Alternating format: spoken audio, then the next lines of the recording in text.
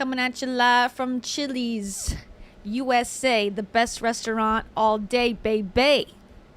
Welcome. Welcome to Chili's. Today we are talking about people who go to Chili's because their tactics for getting a date worked. And now they're at their local Chili's with their new boo thing, and life is good. But we need to take some steps back. But I just wanted to go to Chili's because Denny's was closed. And if you know what I'm talking about, then you've been here before. Welcome back. If you don't know what I'm talking about, sorry about it. Go back and watch 80 hours of footage and then you'll understand maybe. You probably won't, but that's okay. Welcome to the show. Okay, today we're talking about, and it's usually I'm here on Wednesday. Today's Monday. If you're watching this later, it's probably a different day of the week. But live, we are on Monday because I have a friend coming in from out of town, and I'm booked and busy, baby. So we gotta mix it up this week. But I wanted to talk about this guy for a while, and his name is Owen Wilson. He pops up on my Instagram constantly, and I figured, why not have a fun night? It's Monday. We're back at work, on the grind, and I could use a little refresher of how to socialize. I am home alone, working quite a lot of the time, and sometimes I forget how to communicate.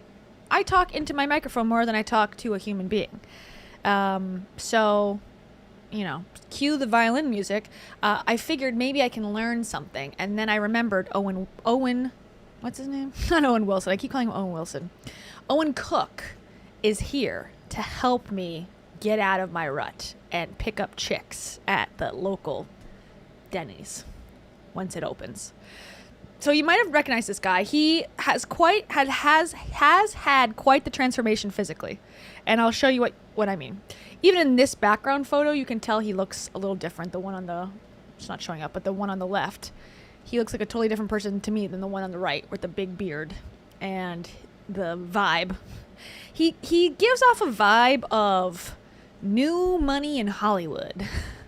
Guy in crypto. That's how I feel about his look.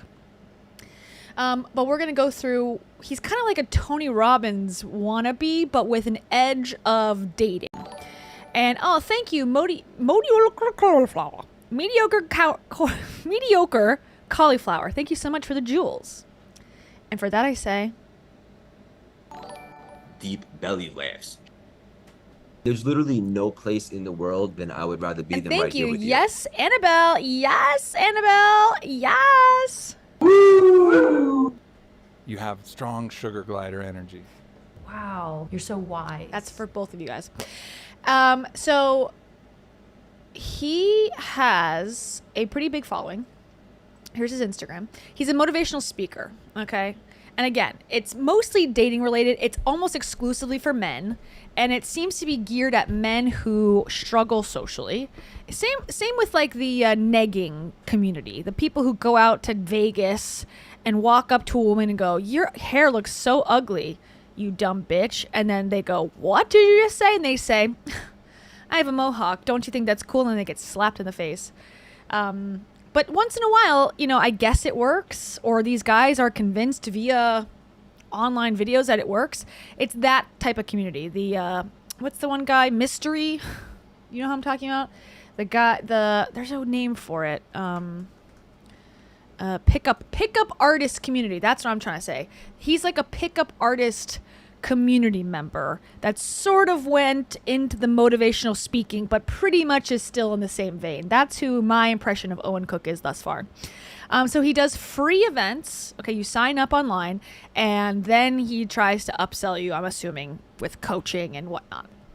So here's what he looks like. And tell me how you feel. He's supposed to be, and I'll show you his website again, he's supposed to be an expert at communication, at socializing, at teaching men how to get hot ladies.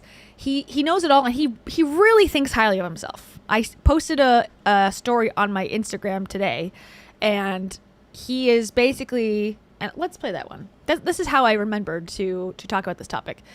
He basically says women are falling over themselves to be with him. And you know what? He might be right, but I don't think so. I wasn't there, but I'm going to guess that that's BS. Okay, let me pull it up. Hold on. And then we got Catherine Crick over here healing the world with her mighty hands. But I think you'll find this to be entertaining. Okay, ready? Here's Owen Cook's hot take on weird truths about women. Ready? Something fucked up. You want to hear the weirdest thing I'll say today? And I said some pretty weird stuff today. Yeah. Want something even weirder? Yeah. I am the redwood forest. Woo! Yeah. Down there? I am. Yeah, exactly. No, actually down there I'm a little wet carrot. Okay, I am reishi mushroom. I am the $1,500 bottle of ginseng that I take. What about chaga? I'm chaga too. Yeah. I'm also my exes, who are lovely women.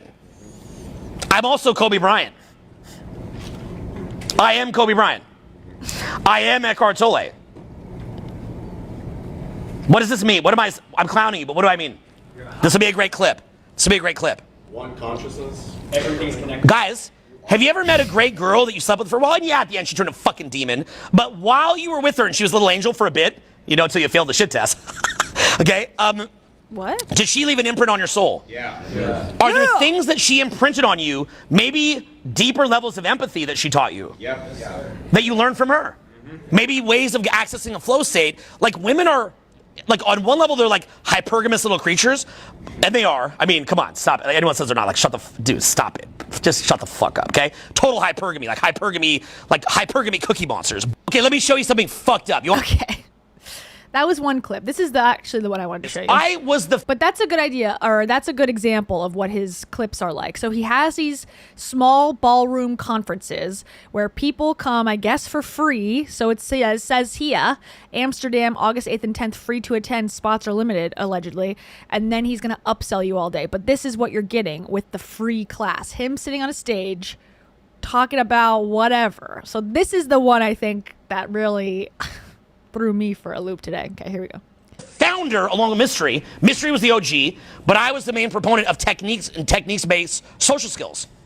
I would coach guys on this, train them on it, and then around 2000, like 20 years ago, I discarded most of it, and they still do technique-based, and I will be out with them, okay, and they'll be doing their little technique, talking to a girl, and I look at the girl from across the room, and she will jump off them and jump onto me and start making out with me. I just look. Now... That's never happened. I don't know, but that's never happened for sure. A lot of those guys, by the way, I'm friends with them, and they hate me. Because when they're around me, that keeps happening. And so they hate me because they're like, you always fuck me over. I'm like, no. I'm trying to show you something. I'm not going to say a name, but I met up with like a certain looks maxer, okay? And when I'm not going to say a name. And I met up with... He's not going to say Clavicular's name because it's a fake story and he could be called out for it. He's not going to say it, but he is going to heavily insinuate, okay? And I'm going to show you who he's talking about. I'll show you now, actually. Clavicular and his girlfriend. Okay? So this is the woman he's about to talk about. I think one of these chicks. It doesn't matter. Either one, she's like 22 years old and like very attractive. Okay. This is who Clavicular's hanging out with. All right. Now, whether it's fake or not, that's a whole different discussion, but they're very good looking girls for the most part. Okay. And this is what he's going to say about that.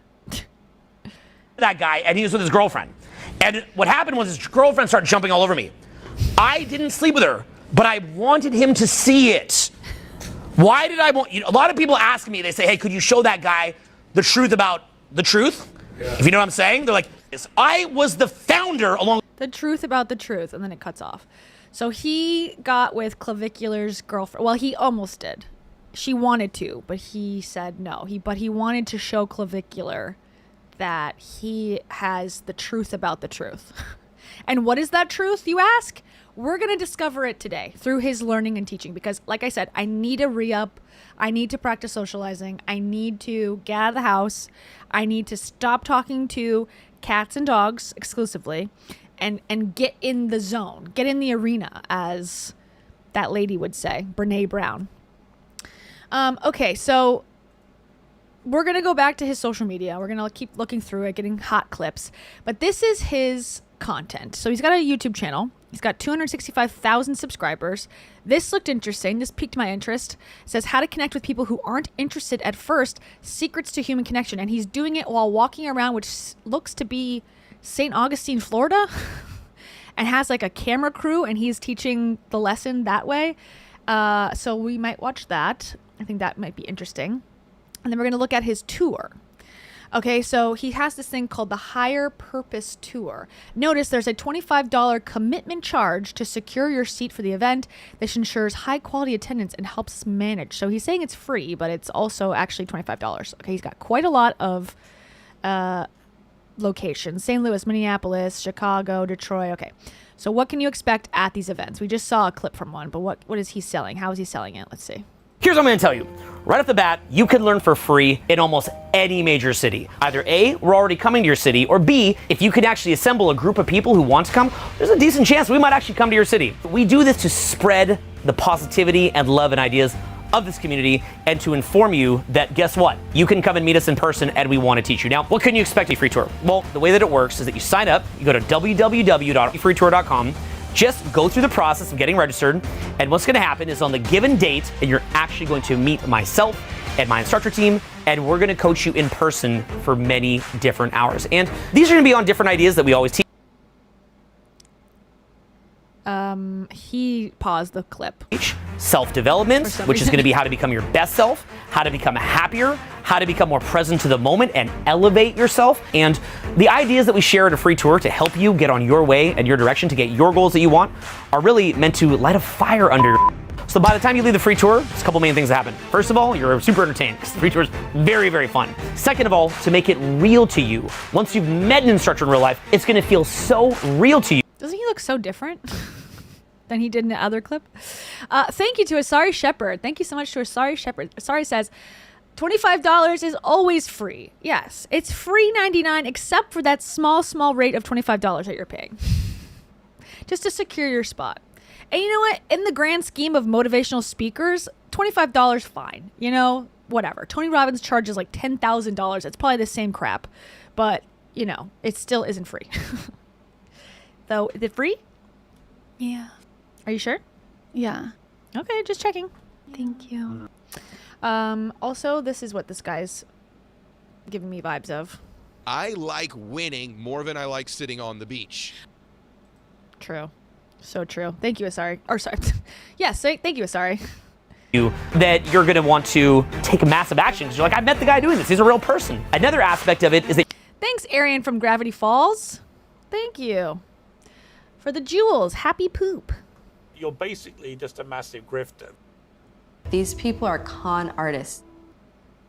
True. Okay, so this is the free event, okay? You're going to learn so much about yourself.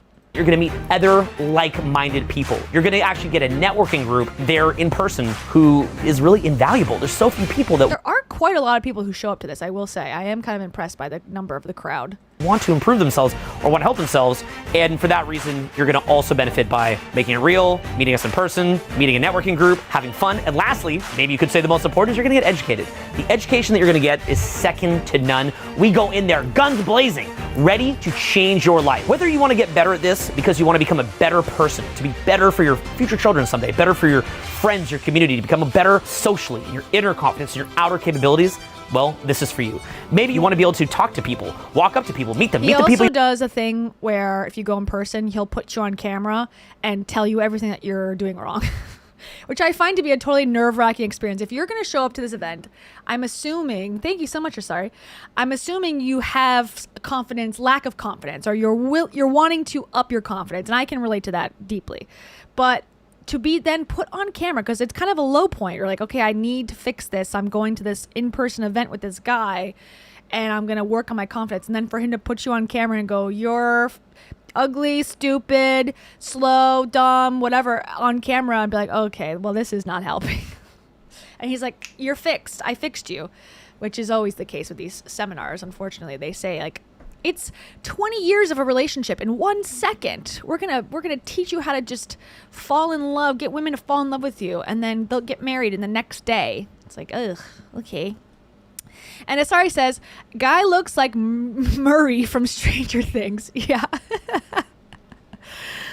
Well, actually, let's see. Who's Murray from Stranger Things? I haven't watched Stranger Things since season 1. Let's see. Oh, yeah, he does. Twins, Basil. Twins. Yes, he does. That's hilarious. What else is this guy in? He's in a bunch of stuff. He looks very... Was he in The Big Lebowski? I like this guy. I think. Unless he's canceled, then I hate him. Thank you so much, Ashari. And for that, I say this. Why do you follow me if you don't already own my book? And also... I just liked being able to get away with whatever I wanted. And thank you to the Passing Static. Ooh, that's deep. The Passing Static. Passing Static says, male insecurity is always profitable. Unfortunately so. It seems to be a never-ending pool of cash.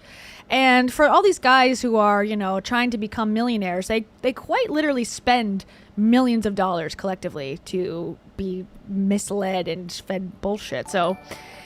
I don't know. Maybe they should work on that. I can give them a lesson for $1,500 and tell them to stop going to scams. And thank you to Half Metal Alchemist for the jewels. Thank you so much. Okay, this one is for the Passing Static. Ready? I'm a big time hippie, and I'm very woo-woo. And also? And finally? Cutting edge spirituality. Okay. One more?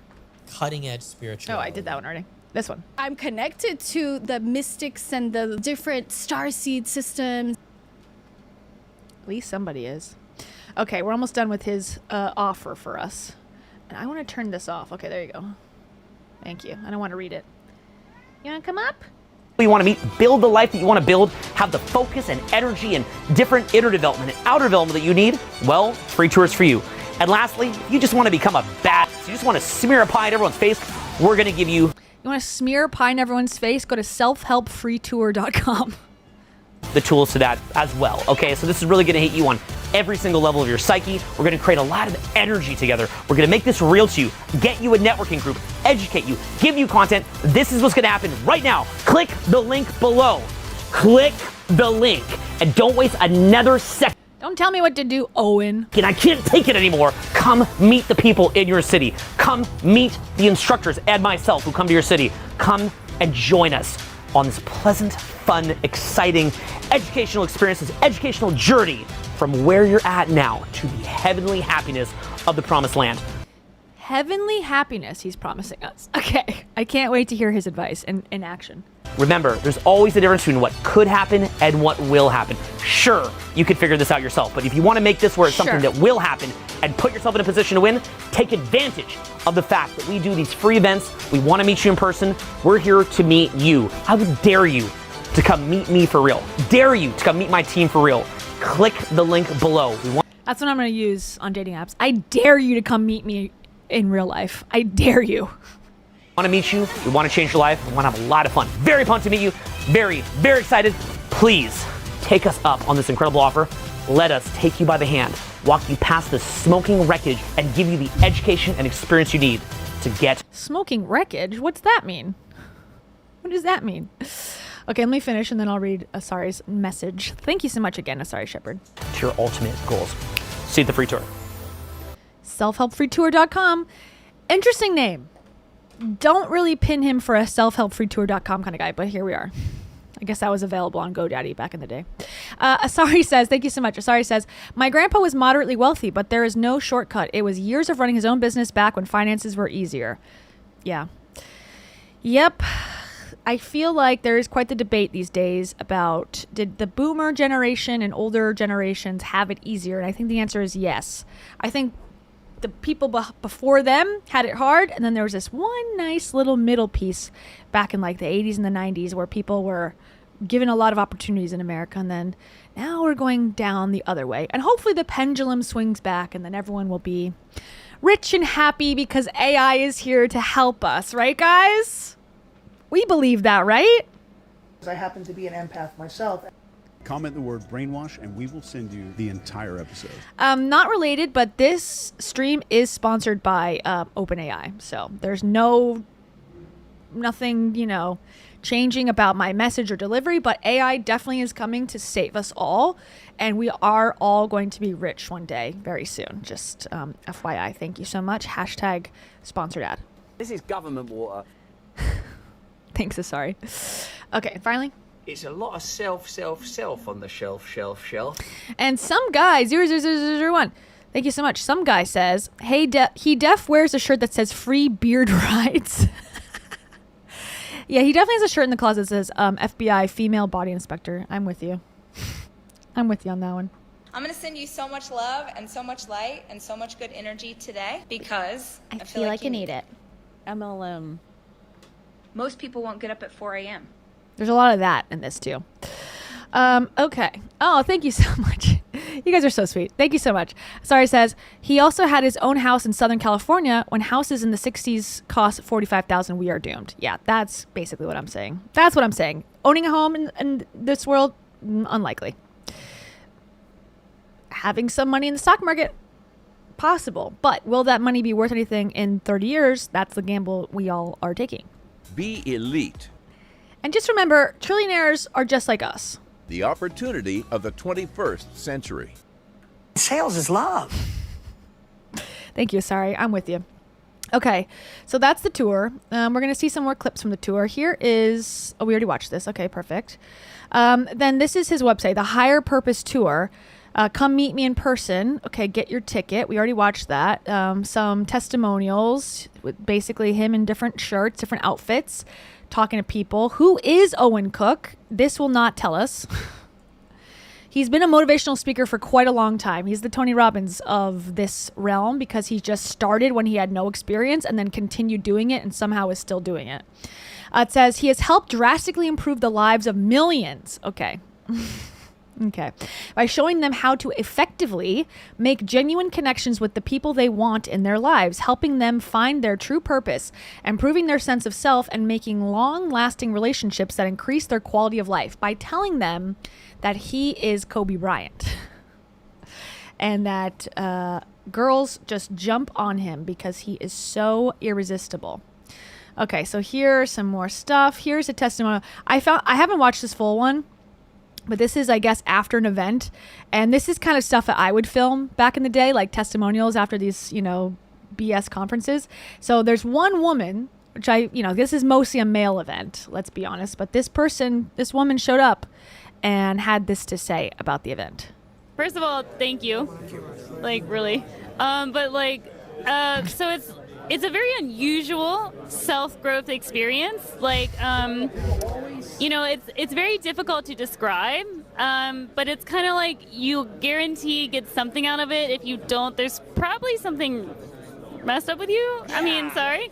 I just feel like you can literally take away from it very, very practical, grounded, regular stuff, or some kind of very interesting, deep, almost very deep therapy work, deep spiritual work. There's a lot you could take away from it. I'm sold. I'm in. I mean, for free, why not? I'd check it out. What's the harm, I guess? Free $25. It makes a lot of sense. And I think, she really sold me on it. You get something. If you don't get something out of it, something's wrong. You messed up with you. And that's a good sales tactic. Now I must go to prove that I'm totally normal. Right, guys? Thank you to Miss Amy D. Miss Amy D. Love your profile picture. Is that a Barbie? Or are you just really flawless? Love it. Mrs. Amy D. Excusez-moi. You're a married woman. Mrs. Amy D said, treat fund for Taro and Betty. Please spoil the little sweeties with all the treats. Aww. I could send them to Betty. I don't know if you mean Loretta. She is the sandy blonde doggy pie who's currently sleeping very cutely on my comforter on the ground. She did pee on it, and that's why it has made its way to the ground, where she is now just taking it over. So, but it's hot, so I don't need a comforter anyways, but that is the situation going on here these days at Keya. That is what my apartment is now called, in case you were wondering. I do number 2. And also? No one wants to see worms come out of them. So true. And also? I began to purge. And also? Clear, clear, clear. Thank you, Mrs. Amy D. That's gross, TBH. So true. Okay, so that's a great testimonial. That gives us really something. Self-mastery is the company. He's got the Higher Purpose Tour. Goodbye, Tarot. Love you, girl.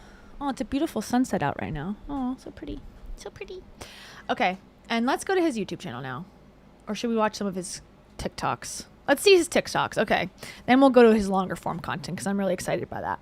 So this is transforming low status, hiding into confident presence. Okay, this is where he transforms someone before your very eyes from the audience. Okay, here we go. Come over here. Oh, gotta raise it up. Let me know how the volume is. Come over here. No, you. Come over here. Okay, pop over. Okay, so he's looking at the ground already. He's tense. Can you see how tense he looks right now? Okay, so, okay, say hello to the audience. Hello. Okay, so his voice can't project. And by the way, I hate to say it.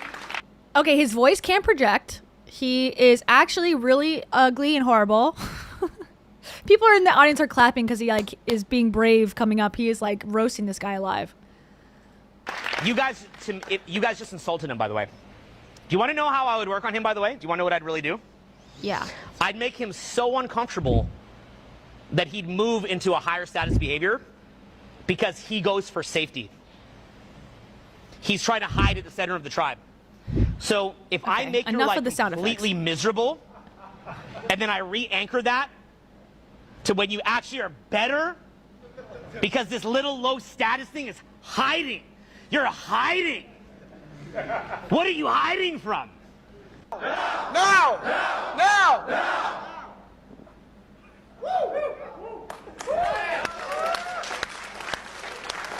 Look at his face.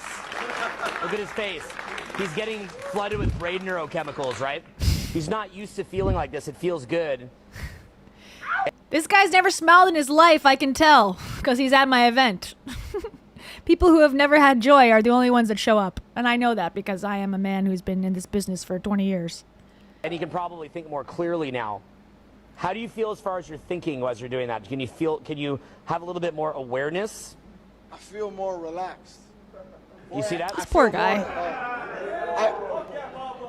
I feel more safe and at ease, more comfortable.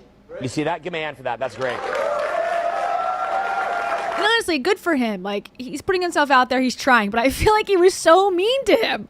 And then now he's going to be on video forever. Him going, he's looking at the ground. You're all insulting him because he's actually a loser. It's like, look, hey, give the guy a break. Dang, he fixed him. Yeah, okay. You've got to be... Okay, what is this? Don't be a pleb. I say that all the time to myself in the mirror when I wake up in the morning. Don't be a pleb. Oh, but first, I have to say thank you to DD Megadoo per 4880. DD per 4880. Thank you so much. They say, what a guru pinnacle of dating, eh? Yeah. Does that mean you're from Canada? One of the things that fascinates me about you is that you're from Canada. DD, are you from Canada? We have a lot of really great friends from Canada. Sales is love. That's what this guy thinks. And I don't know how much money he makes. I'm going to guess a decent salary if he's able to not work for this long. The opportunity of the 21st century. Thank you, DD. And Amy LX8RN, thank you so much to Amy. As always, Amy says, listen, if people are offering Betty gifts, do not deny her. My puppy daddy is behind on puppy support, and Betty's 17th birthday is on the 20th. Yay. Aw, happy birthday. Happy early birthday, Betty. So Amy is Betty's mom. Betty Monk Shetty. Monk Betty Shetty. It's a long story. You got to go back through the archives to figure out what we're talking about. But it is a beautiful beagle named Betty, who also is a guru and is also 17 and is also, well, she's 16 right now. But on the 20th, she'll be 17. Amazing. Amazing. Thank you so much. Your girl is a bougie bitch. That's Betty. I'm gonna make a lot of money one day. That's suspiciously like $500. Thank you, Amy. And thank you for donating to the Treats Fund. We have many treats now. Rawhide bones, milk bones, taro treats so that she's happier with the situation going on. And so I'm accepting donations, of course. Little things like a private jet. Okay, back to it. All right, don't be a pleb. You've got to be at the point that you have an animosity towards the plebeian version of yourself. Now remember, the number one rule of being a plebeian is you're going to work way harder than a rich person. Okay, plebeian. I thought it was called plebeian, but I guess I'm an idiot. People do not work hard. I work about 2 months a year. That's it. I work about 2 months a year. I do not think it is appropriate for a 44-year-old man to be working more than 6 months a year at the most. 6 months on the high end. You should not be... If you work more than 6 months a year, you're gay. Working more than 6 months a year. If you want to see what I'm talking about, pull out your phone, go to Instagram right now, okay? Look up Dylan Cook. Flick through some of those pictures. So, I'm a father of 3 sons. What is a father of 3 children doing being at work all day and not raising his own fucking children, right? Look at his life. Imagine if that had been your life. Imagine if your father had made a decision not to be a pleb, what your life could have looked like. So when we say that money doesn't matter... So wait, he doesn't take care of his kids? Is that what I'm getting from that? Or he says he does, but not for 6 months. When you look at those photos of what I'm able to do for my children, does money really not matter? Click the link in my bio if you want to come. I'm doing a series of free events in every... I'm doing a series of free events, but only for 6 months. Only for 3 months out of the year. And if you're not there, then fuck you. You ever had somebody... Okay, here he is talking to a woman, okay? This should go really well, right? Because he's the expert. All right, let's see how it goes. You ever had somebody come up to you, they just walk up, they know nothing about you, and they're just like, hey, I want to invite you to a party. Or, hey, I want to invite you, or I want to take you on a date, or I like you, and that you haven't had to work for it, you haven't had to put in any energy, you haven't shown your personality, they just basically just sight unseen, I like you, you're coming with me. You ever had that? Like, can I get your number? Can I get your Snap? Can I get your Instagram? Okay, how many of those guys that do that have you gone on a date with or hooked up with? None of them. Okay, so the point that I was trying to show in the video, if you give someone a chance that they can put in a bit of energy too, there's a balance, as opposed to like, hey, I'm a vibe. Like, I'm a vibe, I'm not stuck up, I'm a vibe. You see what I'm saying, right? You just did your birthday. Yes. Okay, that's pretty cool. Are you a vibe? I'm a vibe. Like, are you a vibe? I would say I'm vibes for anything. But what I'm... What?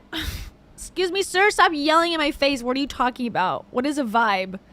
Just because you say it loudly and 10 times in a row does not mean it actually makes sense in the context. saying is, are you a vibe? Yes, I'm a vibe. Okay, are you stuck up? No. You're a friendly person? Yeah. Are you adventurous or you're kind of like just like a homebody? I'd say I'm both. I'm both. Yeah? For sure, I'm both. You're both? Yeah. But if someone invites you for an adventure, you're not just like, I'm a homebody. No, I'd say yes. I'd say yeah. For real? Yeah. So I was asking her, best friend. I can feel it. I feel like your sisters actually. Yeah. Okay, so I'm asking her, is she a vibe? She is. But she's a vibe for real. Yes, I wouldn't be friends with her if she wasn't. If she wasn't, are you a vibe as well? I can be. She is. She is. Are you a vibe? She is. What does this mean? We got a party coming up, but we want to invite just the best people. Yeah. It's people that are actually fun. Yeah. People that are what? A vibe. People that are what? A vibe. Okay, all right, so I can invite you guys. Okay, they're not showing up to that. Just let me tell you, as a woman myself, you can put on an act to be nice and you know you're on camera and whatever.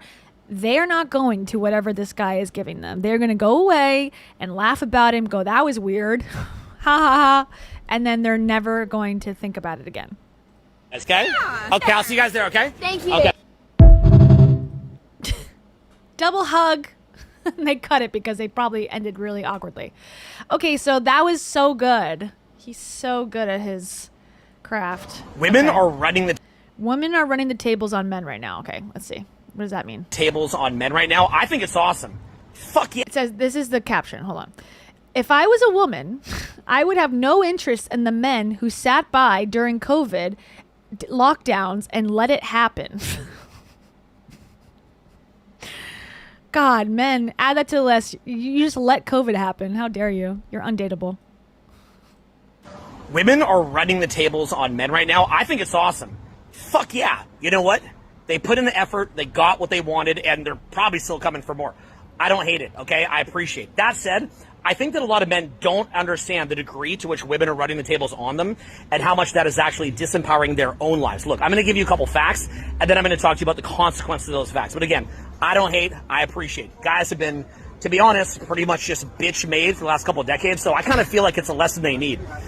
Okay, so, first of all, this guy's really positive.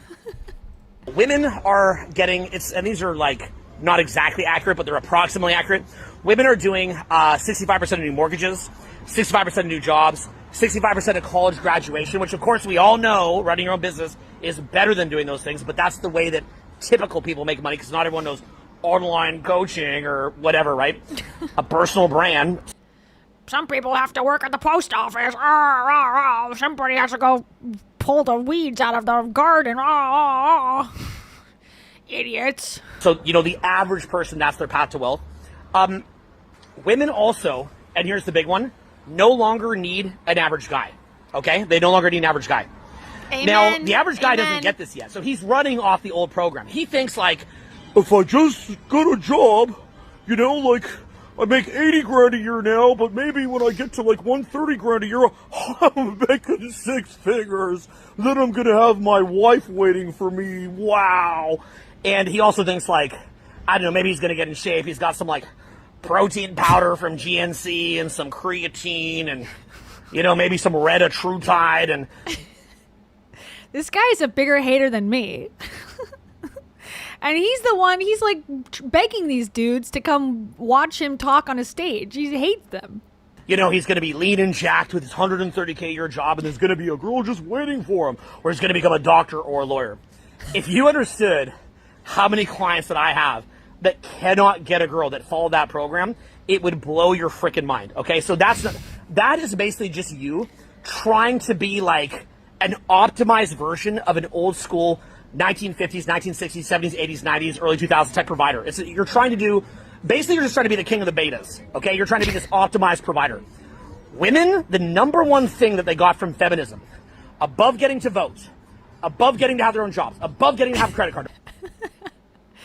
Bigger boobs available at a local plastic surgery. Like, what could possibly, outside of voting, outside of having jobs and getting credit cards, what is the real thing feminism got us? Above getting to have a bank account, above having equal rights. I cannot wait. It's going to be something so ridiculous. I can feel it. Above getting equal rights, what did we get out of feminism? Above all of it is the one thing that all those things allow them to do, which is to no longer have to do the thing they hate the most, which is to have sex with and children with an average man. At the end of the day, I guess that was the number one thing that feminism fought for, was not to have to fuck these loser average guys ever again. Now, men have a hard time understanding this, and I'll explain to you the shift in dynamic of why. You want some food? So, as a man, you do not want to share your girl because you don't know who the father is, right? If she's having sex with other guys, you don't know who the father is, and then you could wind up investing 20 years helping to nurture a child who is not yours, it's not your offspring. Yeah, that's a big concern for most people. There's no such thing as a paternity test, and that you might spend 20 years nurturing a child that's not your own, and your life will be destroyed for it. You may love that child and, have an amazing experience being a father, but if you find out that girl was sleeping around, your life's ruined. Women always know that they're the mothers. Wow, he's so insightful. Women always know that they're the mothers. So because a woman always knows that she's the mother, but a man does not know that he's a father, women may resent sharing the best guys, but they still will share the best guys. Now, every girl, girls will see this, and they'll shit talk in the comments, and so on and so forth. But I promise you, the exact same girls that would shit talk in the comments, 99.9% of them have been sharing a high-level guy at one point. If you were to live in the world that I live in, your mind... Which is what? Delusion? It would fry. And then here's what you're going to do. You're going to say, well, you live in Los Angeles, so you're seeing something different. Here's what you're not getting. Yes, I spend time in LA. I have my base in LA. I spend more time in Bozeman, Montana, Jackson, Wyoming, Bandon Beach, and Cannon Beach, Oregon, than you do. Why? And is that better or worse? You don't even go to Banyan Canyon or whatever he said. Okay, and? Okay, I spend time in places like Mobile, Alabama, Savannah, Georgia. Here's what you're not understanding. I am in small towns all the time because I made my money, so I don't have to be in LA here to make money. I'm always in nature. I'm always in small towns. What? I live in LA, but I don't have to be in LA because I've made money, and now I just hang out in small towns, but I live in LA. Okay, that makes sense. Do you actually think that this changes in a small town? Because, you know, if I go to Spokane, Washington, you don't think that the super hot waitress that I meet there that I wind up taking home that night after 30 minutes, you don't think that she's going for the high value guy? That never happened either. There's no waitress from Washington State that's gone home with him ever, let alone in 30 minutes. Oh my God. But he can believe that. Thank you, Aaron, for subscribing. And ditching her boyfriend because she lives in Spokane? Or do you think she literally will jump on an opportunity like that within seconds because of the fact that she doesn't get opportunities like that much? Look, I remember when I was like, it was even... What's the opportunity again? To sleep with this guy who's screaming into his phone, walking down LA, but in Spokane, and going to a diner restaurant, and he's going to take home the waitress? She's got to know this is a once in a lifetime for this guy with Owen. And he's got kids. Where are your kids, dude? How do you have time to go to Spokane so much? Something ain't right with this man. DD Purr, again, thank you so much. DD Purr 4880 says, you can call me diaper for all these doo-doo gurus. That sounds like a song. You can call me diaper for all these doo-doo gurus. Yeah. It's a good one. This is 80s remix. And I'm going to say this. She cleans the toilets. And also? Ooh, shit. And also? There's something I call bullshitting yourself. And also? They're going to be dropping some really powerful, amazing, life-changing shiz. And finally? You have leaky gut. You have leaky gut, in case you didn't know. Okay. We're only a quarter of the way through this thought process. In 2003, my buddy Tim, if any of you guys remember RC Tim, if you haven't remember, right? Natural Tim, my buddy, his nickname, he's from Australia, and he came to visit me in Kingston, Ontario, in Queen's University, where I went to school, in Canada. Small town of about 130,000 people. I watch as Tim made out with... Shout out Canada! Shout out Ontario! Woo woo! O-town! One of the things that fascinates me about you is that you're from Canada. Okay, he watched him make out with 20 or 30 women in a row. Okay, that's what he's saying now. Like 20 or 30 women in a row with no effort at all. Guys, even women that I had hooked up with would go up and start jumping on Tim, and I'm like, even you? And they're like, I can't help it. It's the Australian accent. If Tim were to bring his Australian accent to LA... Even people who hooked up with Owen wanted Tim more. That is saying something. Yeah, he'll crush it. Australian accent smashes. I mean, you want to see probably the best accent on planet Earth is Australian accent. Because all right, get me your peas and toast. Give me the Marmite. Give me the Marmite. Hey, honey, where's the Marmite? Get your booty over here and get the Marmite. Rub it on yourself. That's my Australian accent. Thank you so much. It's kind of like a British accent, which is already great, but with like an extra little bit of surfy in it, right? Like a surfy boy. So it's too much. The girl's brains fried. They hear the Australian accent. So Tim did that. If Tim does that in LA, New York, Miami, the Australian accent's going to crush.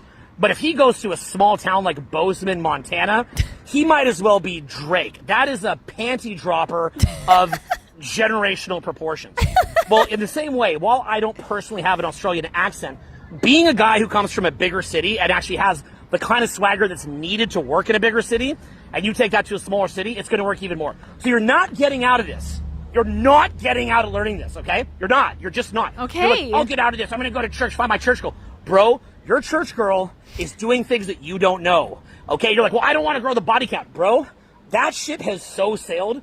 Okay, while there are obviously girls who are in the earlier phase of their body count rampage, they're earlier in the trajectory, women these days, if they like a guy, in 99.9% of cases are going to have sex with him. Now you're like, well, I'm going to find the 0.1% of girl with a low body count. Well, guess what, bro? If she's actually that proactive, she's that much of like a boss babe, that she like strategized to keep a low body count. Boss babes mean that you don't have sex? Don't think so, honey. Don't think so. Hustle culture is not just for working hard. It's for grinding hard, if you know what I mean. It's for grinding at the club. So boss babes don't have a low body count. Sorry, sir. She didn't say that for you, bro. Like, I'm saving I'm keeping my body count low so I can get the average traditional man, even though there's a gazillion traditional men, right? So understand that what you're talking about is called a trad wife. Trad wife used to be the norm. That is gone. Understand, a trad wife is now a niche on Instagram the way being an Amish person is. Being an Amish person is a trend. Yeah, there's like a really cool niche on Instagram. I like the aesthetic. It's called Amish. Okay. Do you understand this? The same way that we would look at an Amish person, we're like, oh, that's very beautiful. Amish. Oh, that's very beautiful. Amish. You know, that's probably a better way to live. Anyway, that's too crazy for me. That would be women now with trad wife. It's to the point where if a girl's a trad wife, it's a weird niche where she'll actually be chastised by other women that are saying that she's basically like whoring herself out to the man and being his incubator, and then he's going to leave her someday and that she's going to get left fucked over. That's over, okay? The trad wife thing is... This is a guy who's on TikTok quite a lot, because I've had all of these thoughts, I've read all these comments where this is all the thread. He's just reciting it in a very interesting way to us. Basically over. Now, in some cases, a girl will hit, late 30s or 40s, and then she'll do it. But look, if you actually want to have a lot of kids, you would need to get that started in her early 20s. So or at least mid 20s. If you want a big family, maybe you could do a big family in 30s, but you know my point, right? So pretty much like, even just having a traditional 5-kid family is pretty much off the table for the average guy. Women don't need to do it anymore. Traditional 5-kid family? Oh my God. Look, it's not that a woman doesn't want to get married to Drake. It's not that she doesn't want to get married to Channing Tatum. Okay, they do. I'm saying that's a joke. Obviously, that's not every girl. But the point is, they have their version of that they like. Maybe they can't marry him, but they'll still hook up with him. Now, by the way, let me also be clear. Me living in LA and having a lot of guy friends that are operating at a crazy high level, I will meet girls who will sit there with me going on and on very convincingly about how they want a traditional guy, they want to be courted, and they want the next guy they sleep with to be their husband. I will then watch as they meet one of my friends. You'll notice that I always just say my friends, because I don't want to make it about me bragging. So they'll meet one of my friends. It's Brad Pitt. In case you were wondering, I'm not going to brag, but I am best friends with Brad Pitt for sure. And they'll wind up hooking up with him oftentimes in 5 or 10 minutes, if it's the right guy. So you're hearing one thing. In what universe is anyone meeting when you bring your friend around, okay, in some sort of social setting, and within 5 to 10 minutes you're hooking up? That is not a real scenario that's ever happened. Unless you're at a 14-year-old's birthday party and you're doing 7 minutes in heaven or something, maybe. Otherwise, grown adults typically aren't escaping in 5 minutes to hook up, but okay. Which is the marketing on the surface, but the behavior is completely different. So you can't listen to it. So you're like, well, I met a girl who said this. First of all, bro, if she's saving herself like you think, it's not for you, dude. Okay, the average man. And second of all, you're not getting your trad wife, bro. Okay, a trad wife at this point is like a Patek Philippe watch. A trad wife is like having a Ferrari. Okay, a trad wife used to be for the average man. It is now a mega fucking luxury if you can actually have a trad wife. That's not something. I love when men compare women, who are people, if you didn't know, to possessions. It's like a Ferrari. It's like owning a Ferrari. It used to be really hard. Or it used to be really easy, and now it's really hard. Okay, good. So I'm glad that he sees women as human beings. Awesome. You're getting by default. Now, once you know this, once you understand that feminism at its base was built yes, for women to have equal rights, but so, among other things, look, equal rights have their own benefits in and of themselves. I'm not taking away from that. People probably say I'm. Don't get it twisted. He believes in equal rights, kind of. But the biggest thing is not having to have sex with average men, okay? And going back to what every other mammalian species does, which is the top guys get like 80% of the females. That's what it's gone back to. We live in a matriarchy. That is where we are back to. So what a guy has to understand is that all these mechanics that would get you a family back in the day, they don't work anymore, okay? So some guys are going to things like becoming a passport bro, finding girls that don't have the Western mind virus in their brain, and they're becoming a passport bro, but bro, okay, fine. So you go down. Western mind virus. I think that's what he's describing as women with equal rights. Down to, a third world country, the girl's crawling all over you the way that they're crawling over my buddy Tim. And that'll actually happen, by the way, for real. Even if you're not that much swag, it's kind of funny. Like, you'll see these chumpish guys go to, like, Thailand or Japan, they smash it. It's the funniest thing you've ever seen. It's really, really, really funny. I wonder if those girls Japan caught a stray. have any idea, like, how low value the guys they're hooking up with it are. But just coming from America, they think it's a big deal. It's really funny. But basically, you can do the trad wife thing, but if you want to live back in the West again, she's going to be getting that conditioning back in her brain again, okay? So understand that where men are right now is that the average guy is playing the wrong game. He is trying to optimize as a provider, but at best, he will be king of the betas. Women are running the table. Okay, well, that was it. He literally walked into the night. Night befell him during this rant of 10 minutes, and we ended on a total cliffhanger. Don't know what actually was going on. Your first comment. This is the easiest time in history to have women. I don't get how some men struggle. This person says, I disagree. I think most women are dating and having children with average men in real life, not on Instagram. Someone says, so what's the real game then? In response, he keeps leaving it out, bro. I was waiting for it the whole video. Yeah, me too. What was the point? Owen. Okay, let's go through a couple more. If in any way... Let's see. This is a grown man always has to own his space and believe in himself 1,000%. Okay, let's hear it. Shape or form, you walk into a social interaction and you place another man above you, you're fucked. Okay? You need to understand this.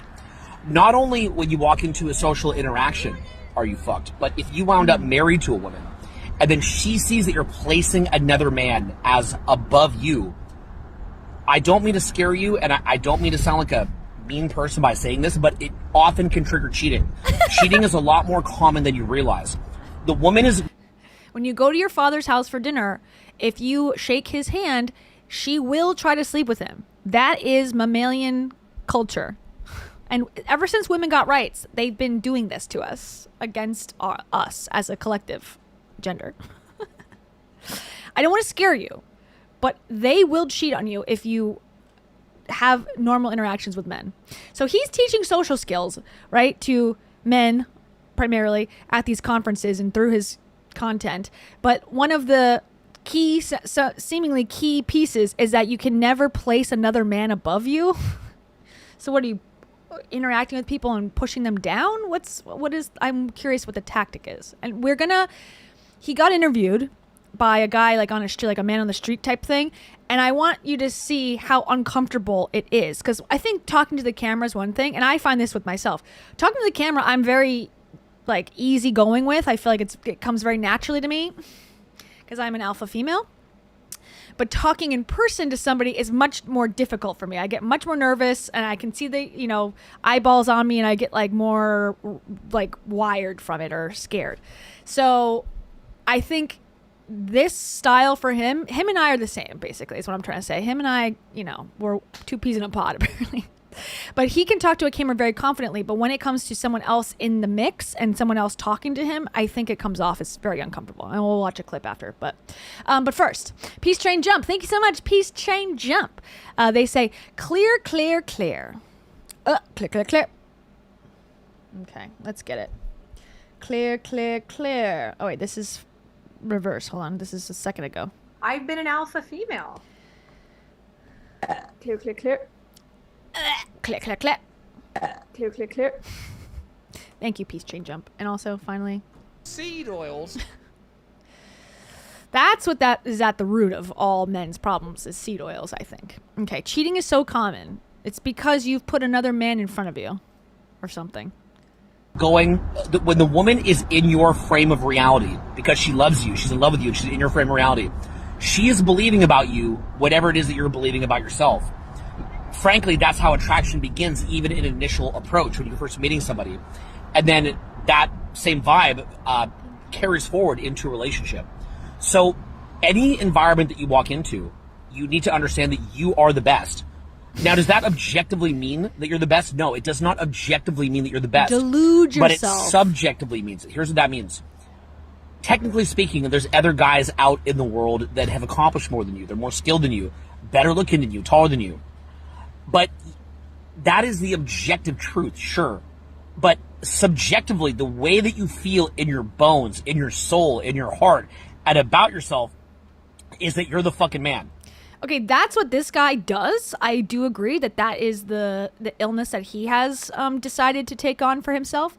He has deluded himself to believe whatever. But all of the things that he's telling people as the proof of how he's the man are lies. In my humble opinion, just based on looking at this guy and hearing him talk for 5 seconds. So I'm not gonna, I don't think girls are jumping over tables to sleep with him. Personally, as a woman myself, I'm not getting the vibe. So I think it works if you want to run a scam company. But beyond that, I don't think you're going to find a girlfriend easier. You might find one, but you won't find it easier. Odd Cephalopod. Thank you so much. Odd Cephalopod says he's that Michael Scott. He's like that Michael Scott quote. Sometimes I'll start a sentence and I don't even know where it's going. I just hope I find it along the way, but he's the worst. Yes, I would agree. He's exactly that Michael Scott quote, but he is screaming it. So he's like a screaming Michael Scott, but not in an endearing way, in a I'm scared way. In a very much I'm scared. I am a broken man, an unworthy man who has done many, many things. I'm sad. So sad. I cried in Ocean. I'm spending too much time working, too much time giving. Thank you, Odd Cephalopod. And finally, you're from Canada. We have a lot of really great friends from Canada. Welcome. Okay. So it doesn't matter what is objectively the truth or not objectively the truth. You have to believe this about yourself at your core. That is both to initially attract a woman, but also in order to keep her in a relationship. Why is this? Well, as a man, you don't necessarily need to believe that the girl that you're dating is the best girl in the whole world because your body allows you to have 10,000 children theoretically. Pump a warm, wet hole for 45 seconds, have a happy little feeling, shoot something out, and then you could literally just walk off if you were a caveman in nature. You could have 10,000 kids in theory. Has this guy ever banged? Ever? I'm not getting the vibe now, if that's the way you're describing sex. Ew. He's saying it with disgust, as if he's disgusted by it. So that's why I think he doesn't do it.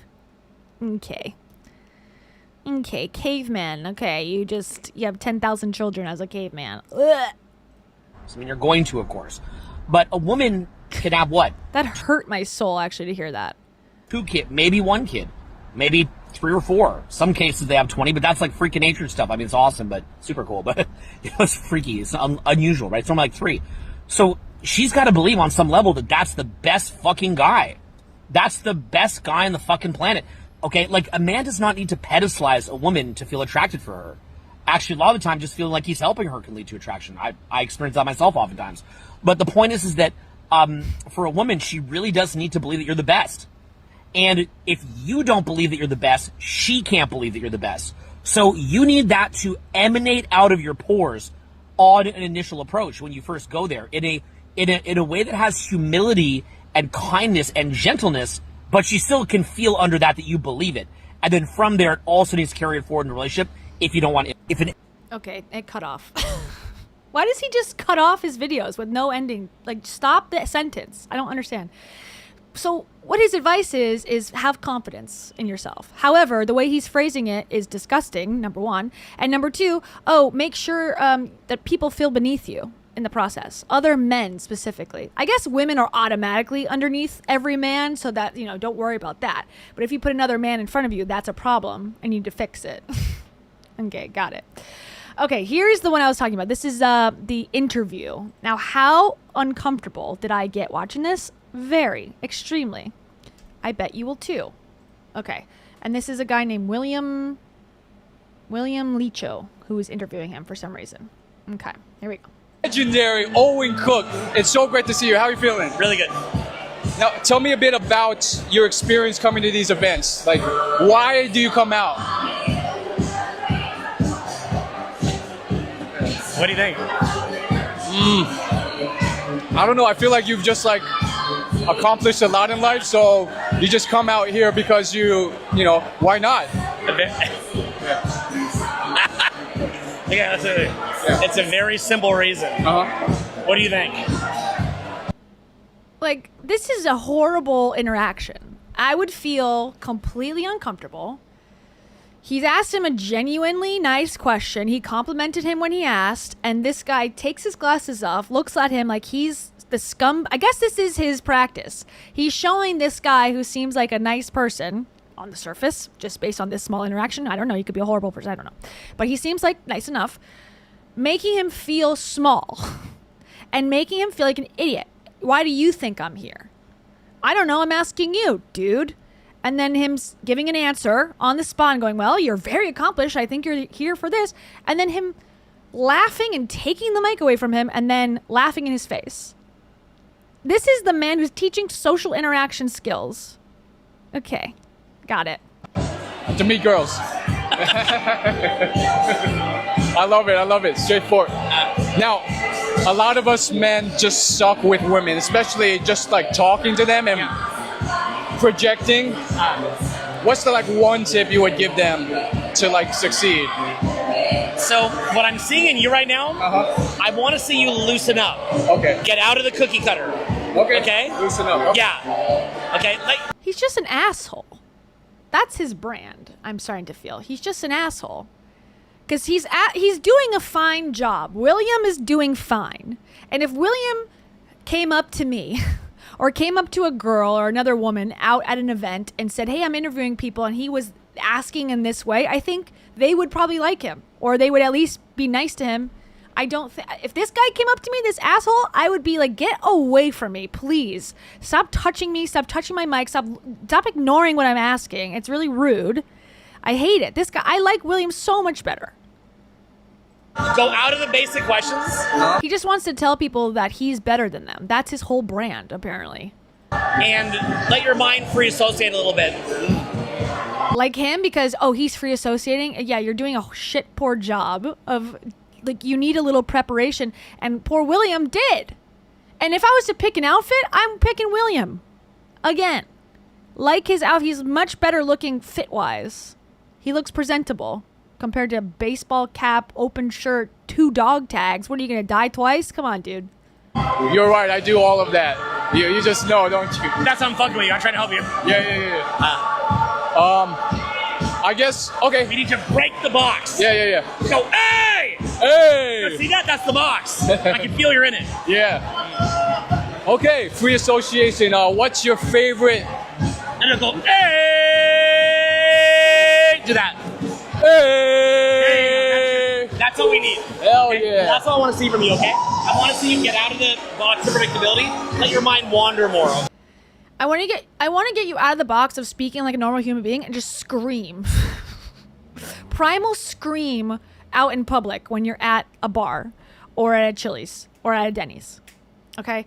Instead of asking questions relevant to the conversation, just go, hey! And then you will have all that your heart desires. Okay? Okay. Be creative. Let it like that. Okay. Like I do. Yeah. Okay. Good to meet you, man. I'll send you this video if you want to use it. All the way. Thank you, brother. Yeah. William doesn't have a chance. William is better off the way he was born. in my humble opinion. The way he showed up to that interview and to whatever event this is, I liked much more than Owen. I do like this comment. Owen is just an insecure beta. A kind, secure man could easily help this guy relax rather than make him feel awkward. It's called having some charisma and charm. With great power comes great responsibility. Just because you can embarrass or outframe someone doesn't mean you should. Amen, Jack Hopkins, whoever you are, who's got 100 abs. He's probably AI. I don't know, but I like that comment. This person says, I already knew Owen would frame control the interview immediately. Okay, that's something that these people talk about all the time. Taking control of frame. You have to get in frame. And I guess that means dominating the person that is genuinely trying to talk to you. And that, in these people's mind, is winning at life. And they wonder why they're lonely. They wonder why they're lonely. And I, have empathy to a point. To a point. And then I'm like, well, some of this is on you. Okay, is this the one from St. Augustine? Okay, let's just see how this one goes. I just want to see, this is his more long form produced content. How to connect to people who aren't interested at first. Secrets to human connection. Okay. It says develop social confidence, blah, blah. This is from 6 years ago. This is the meat. This is the meat and potatoes. He also told us, I don't know if you heard that, he kind of said it under his breath, that his penis is a small wet carrot. So maybe that's part of what's going on here. Here we go. So in this video, we're going to be doing an intervention. And the reason why is that I believe what you call being yourself, being genuine, being real, is actually you being inconsiderate and lazy. What I want to teach you in this video is empathy, being aware of where people are at emotionally, spiritually, their sense of reality, and when taking this into consideration, how you can actually connect to where they're at in a way that's win-win. See, if I'm sitting here right now, and I just feel something kind of bubbling up because maybe earlier I ate some really good fried food, and I just turn to you and I go,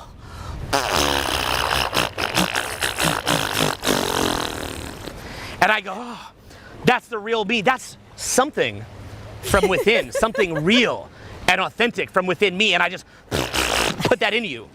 And then you say, hey, I don't like that. I go, hey, wait. I'm being myself. What's the problem here?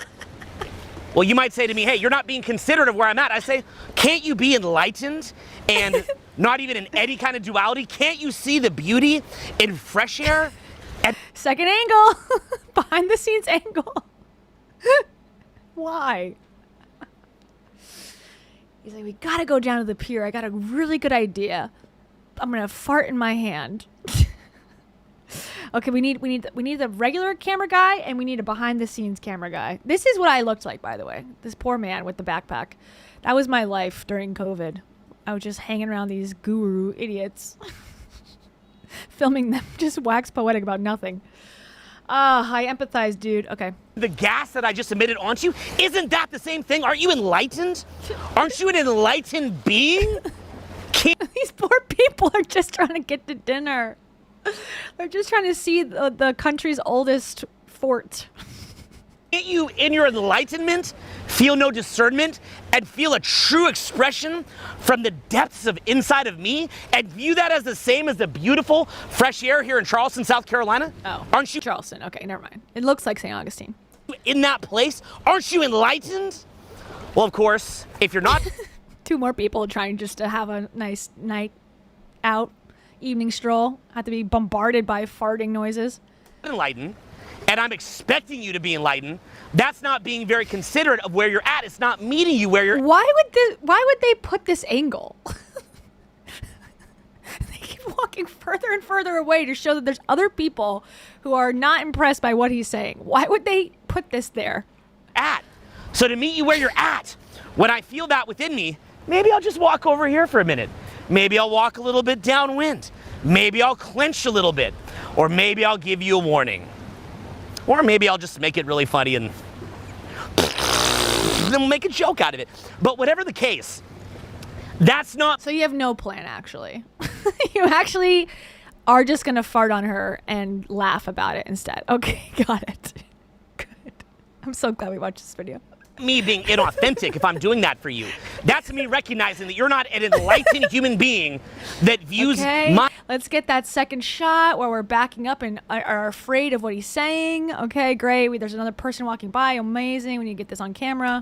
Gas as the same thing as this beautiful ocean air. So in this video, we're going to go deep on really examining where the people who you want to draw into your life are at. That could be people who you want to make friends with, people who you like to network with, professional connections that you want to make, people who you'd like to date or attract, or just anybody that you'd ever like to speak to. What we're going to be examining is where people are at, and really thinking about it without judgment, and in thinking about it without this weird judgment or feeling of superiority, considering what is it about ourselves that we can do to make our interactions with them win-win, pleasant for us, pleasant for them, and create a synergy together that is pleasant for all.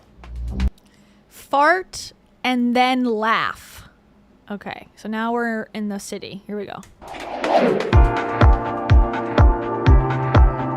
I thought it was starting. Again, the third angle. He's got a different camera guy now doing the close-up. I guess they switch off. They got the white outfit and the black outfit. Okay, I guess this is the intro. Okay, we got quite a long intro. I'm skipping it because there's... He's not talking. Okay, let's go to buy the pineapple and give advice on mute. Okay, good. Okay, now they're... Again, just music is playing right now. I don't know what we're supposed to get from this. Just seeing that he's got a crew. He's paid the day rate for 2 dudes. Maybe. I'm not sure he would. So I've been teaching social dynamics ever since 2002, and I find there's 2 aspects of social dynamics. One which just about everybody agrees with, and the other that a lot of people have difficulty letting land, kind of letting it into their psyche. Yeah. The first aspect, which everybody agrees with, is to cultivate real value.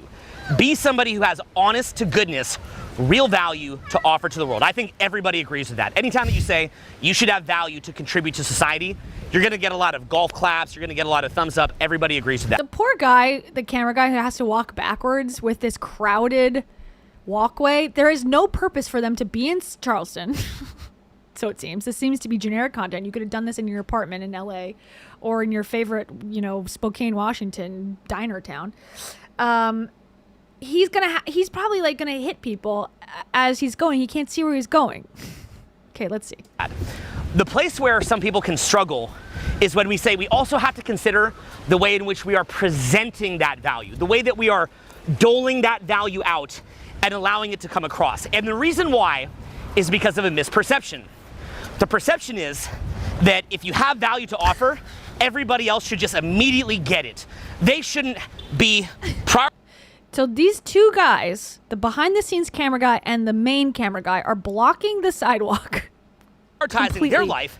They should just prioritize you. They should immediately get you. If you have value, they should just instantly get it with no difficulty at all. You should put no thought whatsoever into their experience of you. You should just be a selfish little worm and sit there and expect them to instantly get it, how amazing you are. Now, of course, that makes sense, right? There's products all over the world. And right now, you sitting at home, you should just magically... Amazing crossfade. Like a psychic, know what those great products are and just track them down and go and find them. You should do that as if by magic, right? Right. That product, that business that creates the product, they should put no effort whatsoever into understanding where you're coming from and meeting you where you're at. You should just get it automatically. Well, of course, that makes no sense. Totally. So the flip side of the coin of having real value to offer to the world is, in addition to that, close to a real taking place. the time, pausing, and having the respect for other people to think about where they're coming from. Listen, the message thus far, minus the farting, I'm into. I agree. You should be more focused on what other people want or need or are interested in, and you go back and forth in a perfect world. Like, I care about you to ask a question, you care about me to ask a question, versus talking about yourself. However, he does not possess this skill, so it seems. But I agree with the premise. And to think about how they would digest what it is that you're presenting to them. I'm going to give you a very blunt example, and it's going to freak you out, and that's my point. Uh-oh. In my mind, I want to be clear here, to me, 100%, I'm scared. If you were to spend the next several years attending my live events or watching my digital programs or doing mentoring through the internet or through the phone with me, you will run out of money and have no better luck meeting people. That's what he's going to say, I hope. I don't even have 1% doubt that you would not only get an incredible ROI on that, but in addition to that, it'd be the best thing that you could ever do for yourself. But is that really me just being fair to you when I say that? Is that enough to present myself to you? I don't think it is. And for that reason, I spend probably 85% of my time running around the country, creating video content for you. How much would all this equipment cost? Trisha asks, thank you so much, by the way, asking that question. Trisha asks, and happy 3 months, by the way. Thank you for being a member for 3 months.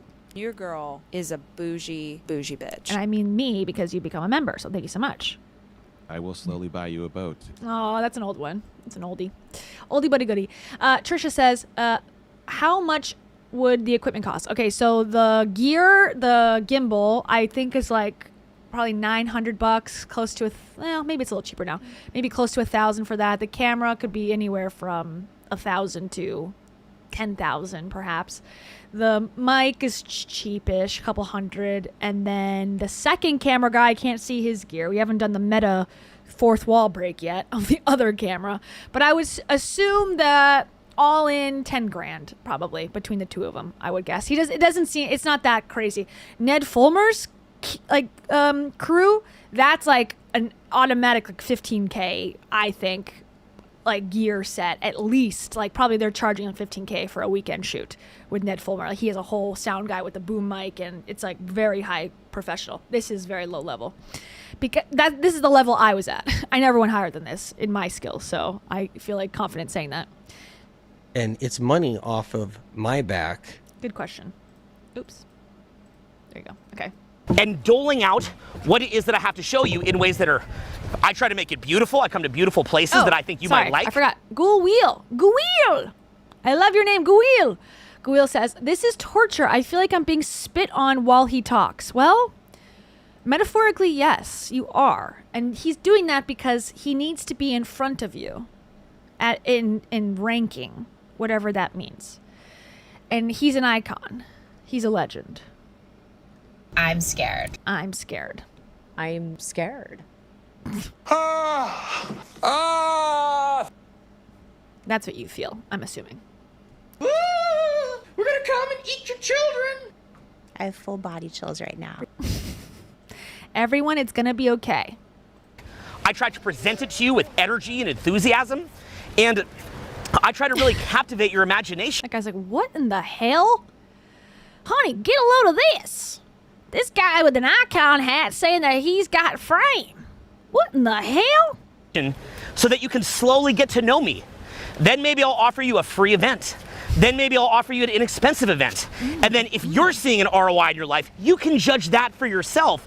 And by the time that I would show you a more in-depth event that would require more of an investment, well, guess what? If you already have the proven results from the free content, or maybe from a free event or a cheap event, then at that point you're more open-minded to invest deeper. That isn't me manipulating you. That is me saying, I respect you. I don't think you're a... He respects us. Okay, I'm gonna get water. Give me 1 second. He respects us. Isn't that right, Loretta and Tara? Isn't that right? That's what he does. He respects us. Because he screamed it at us, therefore he respects us. Okay, thank you. I think that you have your own priorities in life. I think that you have your own paradigm as far as where you're coming from. And I'm taking it upon myself out of respect and empathy and love for you to present myself in a way that makes sense. This is not done to take. This is done to give, to be of service, and to be considerate. Amazing. So again, the fact that I worked for 2 decades now on my product or my offering to make it really high quality, that is one side of the coin. But the other side of the coin is I have worked equally hard in the way that I'm presenting it to you. Now, that being the case, there's people who you want to meet, people who you want to network with, make friends with, maybe even people you want to date or attract. maybe people who you just want to start talking to out here, just have a nice day. And what we're going to be explaining as we go through this is how to really take an audit of where other people are coming from and to be honest about it. And to never judge, as we said earlier, never to judge. Yeah. And simply... This guy doesn't judge at all. If you try to talk to him, he will rip you apart on camera, but he does not judge. To make an effort to understand and connect. And once you have that, from that standpoint, now you can begin to engage with someone in a way that resonates with where they're at. So, as we launch further here in South Carolina, in Charleston, what I'm going to be challenging you to... Again, what is the point of him being here? He just really wanted to go to Charleston to get like some, you know, oysters or something, and he wanted to tax write-off, and he's going to get dinged by the IRS. Do is take an honest look at where people are coming from and an honest look at yourself, and really a very painful look at yourself to realistically assess the extent to which the value that you've built is connecting with other people.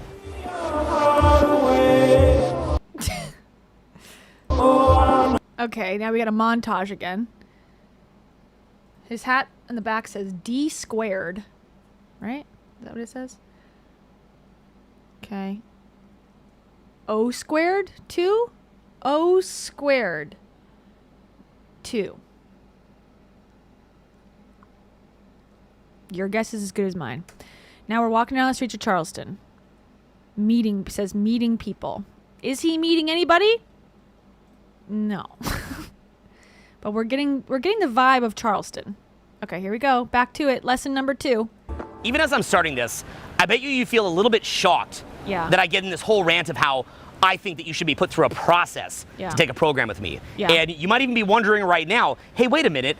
Is this just some kind of trick to get me to take a program?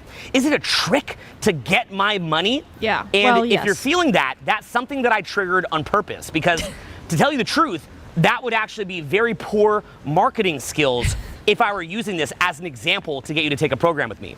Because look immediately how you feel resistance.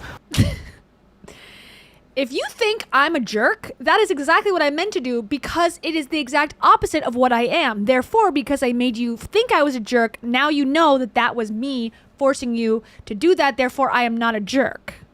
Ah, this guy's a genius. When I put it out there so overtly, take my program, give me your money. I want something from you, as opposed to if I'm putting out great content and leading. Look at these people. These people are trying to get into this private club that this guy does not belong in. Let them go to their lunch. What are you doing, Owen? And new camera guy? Through a process that's really smooth and natural, that's actually going about it properly. And so also, I wanted to use that. Again, this second camera angle almost feels voyeuristic. Like as if this guy is here to expose how idiotic this whole thing is. Why are they using this second angle? It makes no sense at all. Example I simply love to get you to relate, because I want you to really relate what it's like to have somebody up in your face, in this case me, trying to get something from you. That being the case, if you ever feel any frustration that people don't immediately get you, understand that they have that exact same frustration that you might feel here. And you're sitting there dwelling on the fact that they don't immediately get you, but that is completely and utterly unfair of you. So if you feel any frustration around that, I want to explain to you that I relate. Oh, good. Let me tell you what. What is this camera work? Okay, I just gotta relive this moment. Hold on. We're going down an alleyway, right? Here we go. Let's make sure we cannot see him. If you feel any frustration around that, I want to explain to you that I relate. Let me tell you what I go through as far as that whole program thing. Sometimes I'll be in a room. Why would he make them go down the skinniest alleyway you've ever seen backwards? Why? And I'll be talking to a student, and I'm listening to their voice, and I'm looking at their eye contact, and I'm seeing their body language, and I'm seeing the way they're coming across. And in my mind, I do a mathematical calculation of what that's going to cost them. And to be honest, you know what I think to myself? It's going to cost them $25 because I came here and wasted their time. This is going to cost them millions over the course of their life. If you think about it, living in a first world country, even a third world country, frankly, with all the financial opportunity that's out there, if you have this stuff messed up and you're not getting it down, think of what that's going to cost you. And I'm sitting there thinking, why don't they just get it? Why don't they just sign up right now? And I can actually feel that frustration. Sometimes if I'm talking to a student, my biggest sticking point in getting them to sign up for a program is that I start to become frustrated and resentful that I'm even having to explain it. Here's an unrelated street that they are not on. I'll move out of the way to show you that they are not here. We just needed to cut to this for no reason. Why should I have to explain it? Look at yourself. Look at yourself. Look what you're missing. And look at this. You don't get it? And I can feel cortisol building up in myself that they don't immediately get it. And I don't want to have to sit there and explain it to them. But see, the first lesson that I'm going to give you Isn't that your entire job? here is that this is actually the point where you've got to be doubling down. This is the point where you've got to pause and say, wait a minute, this is somebody who could really benefit from what you have to offer. Double down. So at that point, you've got to take a deep breath. You've got to slow down. And you've actually got to do a better job than you almost ever would do in order to help them to get it. So at that point, let's say I'm talking to a prospective client. I'll say to myself, wait a minute. Again, why would they put this shot in here? We got the whole family reunion in utter shock and disbelief as to what in the gosh darn world was going on over there. Let's just take a moment. Hold on. We got to take a moment to zoom in on this crew. They are my favorite. Their faces is cracking me up. What? They're all looking. A family of 1, 2, 3, 4, 5, 6 people have now been disturbed from their weekend getaway at the family reunion in Charleston because we got Owen screaming about, you got to take my course because it gives me high cortisol if you don't. Ay. And again, why? What is the benefit of showing these people other than the camera guy maybe just trying to send an SOS that he's, alive and he needs to send his family a message that things are not going well. Look at all these people that don't understand what's going on. Anyways. Wait a minute. Where's this client at? Oh, there's another woman. Where's her headspace at? He's trying to pan away. This client's frame of reality. What are their wants and needs? How do I get out of my own head and what I'm trying to think about, which is, why don't they get me? Why don't they get me? I'm Owen. I have spent 20 years getting this. There's nothing else like this out there. Look how tested it is. I've gone to the end of the earth to bring this to them, and I'm having to talk them into, right? No, right. Stop. Right. Yeah, right. That made sense. Thank you. He became a gremlin for a moment. Stop. Just stop. And instead what you do is you go, calm down. Where are they at? What do they need to hear? How can I serve them? And I go into my mind and I do a real audit. This guy needs a raise. This is a long walk. Backwards, this is a long walk with heavy equipment. That shit is heavy. The gimbal, oh my God, it's really, really heavy. At least for me. I'm fragile. I have fragile bones. Of where they're coming from. A really deep audit. And I'm going to present myself in a way that connects to where they're at. I meet them where they're at. And what is my experience when I do this? Let me tell you what my experience is. It's beautiful. They wind up attending the program. And they come to me later and they say, thank you, Owen, for not giving up on me. This has been, it's either That's never happened. 100% or something like 99.9% the response that I get. That's his favorite statistic, 99.9%. It gives him an out. They say, thank you for not giving up on me. Now, see, in your mind... And this guy has to crouch over as well. He's going to need physical therapy. You would probably buy into that whole socially conditioned narrative of, well, if you're thinking about it, it's one thing to have great value, but if you put any thought in how to present it, or if you give empathy to somebody else and try to consider where they're at, oh, that's being creepy. No, that's not creepy. I would flip that. If you're failing to do that, that's lazy. That's not valuing them.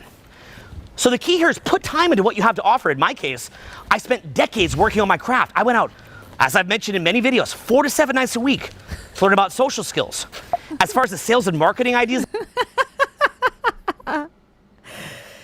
He got told by his family and friends when he was in his 20s. This is just me joking. Stop going out so much. You're not going to have a career. He's like, I'm going to show you.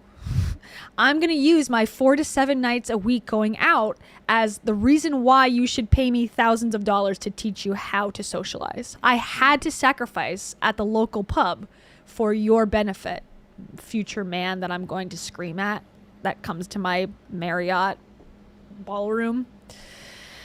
Oh my God, this guy's killing me. Odd Cephalopod, thank you so much. Again, Odd Cephalopod says, I'm crying laughing. This poor cameraman. Thanks for taking my mind off wildfire stuff, Keya. My first live. Fort Schmeagol, apparently.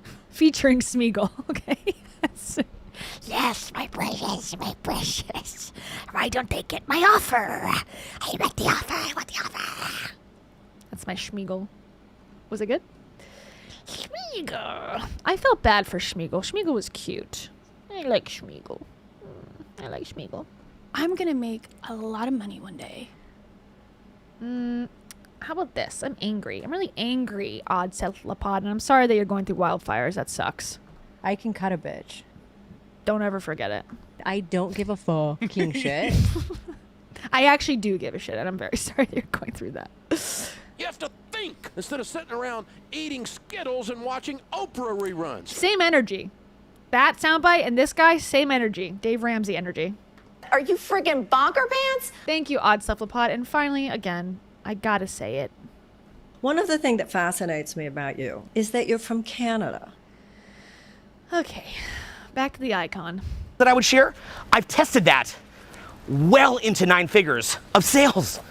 I've got the value there so that I know. Here's a pink building. That when I'm presenting something in the right way, Another it's something angle. of value. So the first step, like we said, is have something of value. Why? Be someone of value. Don't be some loser who then is thinking, how do I present the fact that I'm a complete loser and have nothing to offer this person in a way that tricks them? That's a terrible attitude. But instead, combine those two things. Put time and energy into who you've become. But also understand that what somebody wants may not be what you think they would want. And that's another part of understanding people. You may think, oh, they need you to be a doctor, a lawyer, a perfect person. When in fact, that's not what they want at all. Maybe they want something different than that. No different than maybe somebody just wants a Big Mac or some fries. They don't need a perfect grass-fed steak. So McDonald's says, hey, we know that we've got something people want. So there's a church. What you think people want also may not be what they want. So this is a whole process. This is what we're getting into in this video. I really want you to audit your value proposition, what you have, and to get out of your calves are on fire. I can see it. They're literally on fire. Your head and your values, thinking that unless... Man, take it from me. It ain't worth it, dude. It is not worth it. This work is so physical. This video, whatever he's paying you, is not enough. This is exactly what you would want, that there's nobody else who would want what you have to offer. I think there are. I want you to work on yourself, but I also want you to realize that there's many people who would appreciate what you have to offer right now, just as you are now, or maybe with some changes in the way that you carry yourself and the things that you focus on, things that are immediately changeable. Maybe with some little tweaks, you could be in a great spot. But then from there, we've got to start reframing this whole idea that thinking about how you're presenting yourself is an act of taking. He's walking him into a car. Why are you going there? He can't see. Have some empathy for your cameraman that's walking backwards. He's like literally going right into the side of that BMW. What are you doing? You got to be the lookout, Owen. And we've got to show that considering the way you're presenting yourself and understanding others is actually the ultimate act of selflessness and giving. Anytime that I've ever gone on a date with somebody and I met them out. He's never gone on a date. Okay, let's just be real. And I really made them have a fun time and made them just have just the best night ever. And they wind up coming out with me. Consistently what I hear is thank you. Wow, how did we even meet? We were just out. We just started talking. How did this even happen? This is the most magical thing I've ever experienced. I was just out. Next thing you know, now we're together. This guy on the side's like, yeah, another crazy person making a video out here in the streets of Charles. It's really quite changed from the good old days. Oh my God. He's taking out women on amazing dates, and they all just say thank you. You want to come up? You want to come say hello and thank you, everybody, for the treats? Oh. Uh-oh. So in this video, we're going to be doing an intervention. Oh, no. When is the intervention starting? Because there's only been one person. Actually, there's been three people shown in this video. 2 camera guys who are fighting for their life, and one host who is also fighting for his life because he can't breathe either. Okay, where were we? Oh, we got B-roll coming in at some point. Okay. Where are we? He was about to walk him into the car.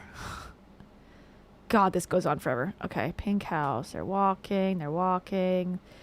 In intermission. Okay, it's got to be around here, right?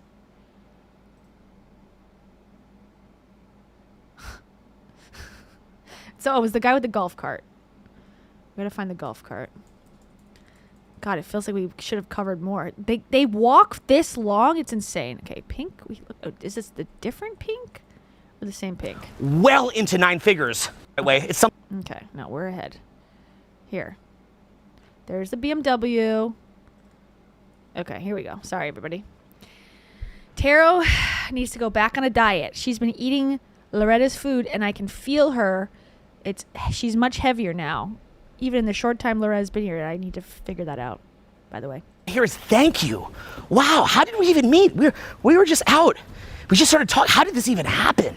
I just woke up and I was in your house, tied up in the basement. How did you get into my house? How did you put chloroform over my mouth? Where am I? Where's my family? This is the most magical thing I've ever experienced. I was just out. Next thing you know, now we're together. This was beautiful. That's what I'm hearing. If I wasn't hearing that, this would not be Run him over. The direction I'd be taking my life. So understand that there's a great pride and happiness that comes from working on your value proposition, understanding more what other people want, and learning how it is to present it to them. So the next thing that we've got to go into from here is then really drilling down on what that stuff is. I think you see the background, kind of leading you into this, because people have so much trouble swallowing it. I'm actually kind of drawing out how much I'm leading into this, even compared to a lot of my videos. But I think now we can agree that this is something we've got to work on and see the benefit of it. And the next step, like I said, is we're going to drill down on the specifics. Can't wait. A montage moment. Here's some columns. Here's him talking that they cut. Wasn't good enough. Again, this is just music. We're supposed to assume that whatever he's saying was really important, but not worth putting in the video. That's why it's in the montage. Here's a street. And we're back. Rabba Gabor! Thank you so much, Rabba Gabor. Rabba Gabor says, it's good to hear Dave Hollis soundbites again. Yes. I made an executive decision to bring back some of them. And I think it's a good one because we gotta, celebrate the past. And he was a fun part of this channel, even though obviously he did not take it that well sometimes. We still liked him in our own way. And for that, I say this. Why do you follow me if you don't already own my book? Great question. Hello? There's Colleen. What happened to dinosaurs? This situation is a red flag. And also? Bitch. Thanks, Rob. Rabba Gabor. Okay, back to it. What we've got to do right now is take you through a number of different concepts, because your version of reality at this point is not fully fleshed out. You think that you understand reality. I promise you, you don't. Even if you understand everything I'm going to say here, there's many different layers to this. I don't fully understand reality. But what we're going to do here is at least start to flesh it out and move your understanding in a better and more expansive direction. So right off the bat, understand that value is based on perception, and perception is subjective. So if I say to you, oh look, I'm gonna give you a diamond, would you rather that or one of these many stones right here? Well, you understand the social context that diamonds are scarce, diamonds are rare, diamonds are exclusive, diamonds have a premium on them. It's hard to get a diamond.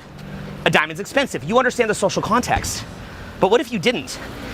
You He almost ran him into a sign. And I were to tell you that one of those little cobblestones is worth more than a diamond. How many men with hats are going to be affected by this video? We've seen 3 already. Again, just trying to enjoy their day. And now we got to have content influencers coming down screaming about how great they are at dates. Simply because, hey. That's funny. That's funny. Icon. D squared. A diamond is now the guy with the hat's taking pictures. See-through. Why do you want something He's got to show his entire family what the hell's going on in Charleston. See-through. Those stones back there, they can provide privacy.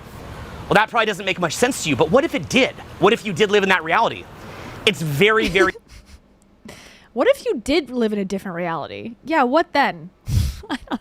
What are you I missed what he's talking about. Look at a stone. Stones are actually better than diamonds? Okay. If you say so. Very subjective. So, your understanding of value is based on something known as the halo effect. And the halo effect is basically this effect where... They're trying so hard to cut the guy that's walking towards them with the hat. Entire picture of something, and if... Because what is this shot? Yeah, we're missing the one guy on the left who's walking towards the camera, but now we're seeing 80% car. Why? Okay, continue. Sorry. You like it because it has certain elements as a part of it, which we're going to talk about those elements, then you're going to focus on the positive in it. And if you don't like it, you're going to focus on the negative in it. So for example, there's people who like my content. And when they see this video, they're going to say, wow, another... Okay, let's make sure he's blocked. Classic video, Tyler. And they have a halo effect on me. His name's Tyler? I thought his name was Owen. Who's Tyler? Huh? There's going to be other people who have predetermined that they don't like my content. And when they see this, they're going to view it as just another one of these annoying videos. For example, if in the halo... Yeah, okay, this guy has now been following them for quite a while recording. I wonder if he's wondering if they have a permit or something, you know, because I think there is rules. There are rules about filming certain things in certain public areas. Now, I don't think it's... I mean, he is probably trying to make money from this, so maybe there could be a permitting issue, but probably not. It's not like they're doing a full production, but 2 camera guys could make it seem like he should have a permit. So this guy is coming. He's a HOA vibes. He's coming to tell him what's up. In fact, if you like what I do, maybe you're going to say, wow, he's on Rainbow Row out in Charleston. He really put in a lot of effort to present this to me. If you don't like it, then maybe what you'll say is, oh, he interrupted people on the street. He's kind of loud. He sounds kind of frenetic. He's tired, which that would be true. But see, even look at the idea of me being tired today, right? As I'm here. Again, why are we showing the guy in the background recording them? Shooting this. If you like me, maybe you're going to say, oh, he loves me so much, he'll shoot even when he's tired for me. On the other hand, if you don't like it, you might say, seems, you know, it could be a little bit more focused, right? So that halo effect means that there's the full picture, and it's what you choose to focus on. If there's certain elements that are a part of that, you're going to focus on the good. And if those elements aren't a part of it, to you... Everyone now is trying to get his attention, I feel like, to stop him from doing this. Then you'll focus on the bad. This is based on something called reticular activation system. I've talked about this in many videos. RAS. Look it up, do a search, and what that means is that our perception is very subjective. If I were to tell you right now, how many houses did you just see on Rainbow Row right back here that are blue? You may not know. The guy's still with them recording. You can see him in the corner, right? Why would they put this video out? Oh, because it didn't have value to you. But if you rewind this video and you put a count of how many blue houses... So wait, Tyler Durden? Oh, that's the guy from Fight Club, right? Is that some sort of reference? Okay, I saw somewhere in the comments earlier that was a thing. Okay, I don't know about that. You just saw there, which you can even do if you want. The guy's still recording. Well, then now... He's still walking down the street. All of a sudden, there's value on blue houses, and your RAS will put a halo effect around that blue house. But then what if I say, wait... The first relevant B-roll I've seen. A minute, no, it wasn't the blue house. That's a mistake. It was the yellow house. Well, now all of a sudden, your RAS shifts onto the yellow houses, and previously, you didn't even know what kind of houses there were that were yellow, but now you do, okay? This is called the halo effect. So there's an entire cocktail of different elements that determine this halo effect, and you've got to be aware of it. Now, Let's think about this even deeper. Let's give some practical examples. Think about sport. What are some of the more popular sports? Get hit by the car. One of them is Get hit by the basketball, car. another's baseball, another's football, another. Again, why are we on the street in this tourist town? That has nothing to do with where you are. Think about basketball. Think about softball. Think about table tennis. Okay, this could be shot anywhere, please. There's hockey.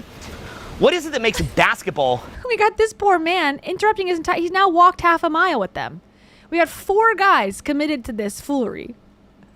a better sport for you to watch or more exciting than, let's say, water polo? Like, would you pay more money to go see LeBron James play basketball than one of the best in the world to play water polo? He's running to the government office. Well, let me ask you this. Do you even know if now he's looking back to see, oh, the guy that's chasing us is gone. Water polo is actually perhaps a better sport than basketball? Do you know? I don't know. I've never even really watched water polo. So why is it that basketball... Here's the street again. Unrelated to what we're talking about. ...ball for me is a way bigger deal. I mean, I hate to say it, but basketball just right now, they're killing the game. They've got more social proof. To get into a basketball game is really, really hard to do. Now, let me tell you this. I always say that. Getting into a basketball game is so hard to do. What? Back in the day when Kobe Bryant used to play for the Lakers, I live in LA, I would do anything to go see any game by Kobe. And I'd be sitting out there talking to scalpers saying, oh, how do I get in this game? How do I get in the game? And it would get to the point that you get what's called a buying frenzy. Now, this concept of a buying frenzy is absolutely critical that you understand, because what's happening is that the person's rational mind gets switched off, and all that they can think of is, I need it. And they're willing to pay way more, any kind of premium price, do whatever it takes in order to get that item they want. What are some elements there that trigger the buying frenzy? One of it is scarcity. If all of a sudden there's like last ticket, people start screaming, they freak out, they try to go buy the ticket. How about the fact that there's 18,000 people in the stadium watching this game? Let me ask you a question. Honestly, Hit us. We use the example of water polo versus basketball. Let's go deeper than this. Let's drill down even further on the basketball example. Yeah. Would you really know the difference between, say, a great high school basketball player who's already really tall, really big, and an NBA player if you didn't know the brand of, say, LeBron James or of the NBA? Yeah. I don't think I would. And I've watched a lot of basketball. Truly, I don't think I think you would be able to tell a high school basketball player from an NBA player. Yeah, I do think you would. I would. I don't know enough about it. So why do I want to see NBA? Why am I willing to pay hundreds or even thousands of dollars for a ticket to see an NBA game? Why did I spend thousands of dollars to go see Game 7, Kobe Bryant versus the Boston Celtics, the classic game, and see Kobe come out victorious, the Lakers win? Why did I pay for that? Simple. Social proof. Simple, because I'm a dum-dum who's lying, who's never gone to a basketball game. Just the mere fact that I can say to you right now that I went to Game 7 of Lakers versus Boston, I'm loving this. I want to tell you right now, I want to be associated to that exclusivity. I mean, this isn't just a game. Church again. When I'm watching this, to tell you the truth, that Game 7 was not even that great. It was a very tense game because it was Game 7, but it was the social context of it being Game 7 that jacked up the urgency around it. Totally. In reality, a game is a game. Think about this. A game is a game is a game. A game is a game is a game. It's just a game. I do agree. As someone who has close connections to manic behavior, it is giving manic. If my dad had access to camera equipment, he would be doing the same things. You could be watching college players. You could be watching high school players. You could be watching... Okay, I may have to switch to a different video. Then he puts film footage in the middle. I'm juiced into this, and I'm really loving Charleston tour, but it's so cringe. Let's go back to his TikToks. We'll keep it there, and we'll see how because he's really lost the plot on what the hell he's talking about. And now we lost the guy that's chasing him from the permitting office. This is 4 hours. Oh my god. Okay, let's just go now. We're not gonna watch 4 hours. I'm so sorry. I don't have it in me. But this is one of his events, and I am curious to see his event stuff, because that's his content, walking around random small towns, or in this case, Charleston-sized town, and spewing whatever he's spewing. Now, this is where people actually show up, which is crazy. Okay, here we go. This is all about, it took me 45 years to understand this about modern relationships. Okay, we'll go there. But first, before we do that, I just got to show you what he looked like back in the day. I mean, you could tell it's the same person, but he looks like a different person. Okay, ready? You come all the way from your different countries, you know, we must pay attention to the... That was him. That's Owen. Circa 2011. Whew. What happened, Owen? Oh-wee-oh-wee-oh. O-O-N. Oh-wee-oh-wee-oh. O-O-Win. He was talking about top inner work concepts revealed. Traffic. Anyone here from Sao Paulo? Yeah? You guys ever get stuck in traffic down there? Yeah? Okay. Mexico City? Mexico DF? Anyone Mexico DF? All right, you guys ever get stuck in traffic? Yeah. All right. Okay, well, I'm from Los Angeles, so I get stuck in traffic too. A great way to condition yourself is when you're sitting there in this really horrible traffic, just make the decision to be in a really good mood. Sounds funny, right? I like him better back here, back in 2011. Insufferable still, but better. At least he was a little cleaner cut. Ay, ay, ay. Here's when it's his son. He's holding his son during a let's fuck all that off, and good. let's just put him on a drug that'll calm him down and make him sit there just like that, right? Well, see, when I was a kid, I was a really bad kid because I used to do bad, stupid shit because my... Stop cursing in front of your child. Okay. Here's I'd rather die. I'd rather die. Why you should rather die than miss a day in the gym. I'll have like a month stretch where I'm like, yeah, fuck yeah, like I'm all into it. And then a week will come where that's not the truth. Okay, let's just watch this for a second. This is from 2011. So my question is, how do you train your mind to rather die than not want to go to the gym? Okay, so the question he said is, he asked me earlier, he said, how do you have motivation to be consistent in the gym? You're telling me this guy has gone into a gym ever in his life at this stage? Okay. And I said, well, the way my brain works, like I would rather die than not go to the gym. Now, of course, I would hope that if I ever missed the gym, I would back away from that. You gotta be flexible. Yeah, of course. You gotta be flexible in life. But why does my brain work like that? What's interesting, that's actually a perspective a lot of people have. Like Will Smith has videos where he's like, you can be better than me in any way, but you will not beat me on a treadmill. He had some analogy like that. And the idea being that he'll run until he's dead. He'll run until he's dead. And I think a lot of people that are successful use death as an analogy, not because they really want to die or because if they failed, they'd be like, oh my God, and they'd kill themselves, but rather because they don't leave, there's no other possibility. So when someone... So it's actually bullshit and it's stupid. Okay, got it. So that's how he used to look. And now he looks like this. Are modern men cooked? Most insane dating shift in history. I want to go deep here on the biggest social change I've ever seen in my life, which is that we've gone from predominantly a patriarchy, and I'll define that briefly in a minute, to predominantly what I believe is a matriarchy. That doesn't mean that we're fully out of the patriarchy, but we are closer to a matriarchy now than a patriarchy. Yeah. In other words, up my ass. Around 65% of college graduates are women. Around 65% of new homes are purchased by women. Around 65% of new jobs are going to women. To be fair, a lot of those, crappy HR jobs that a woman might get are worse to have and saddle you with college debt compared to a man who might learn about internet marketing the way that we would teach here. But Okay, dude. To be fair, that's 65%. A lot of them are freaking stupid jobs, and they're done by stupid freaking women. So the guys who are in this room who are going to learn about internet marketing are way smarter anyway, so don't forget it. Women are still stupid. This girl, what are you doing? What are you doing over here, girl?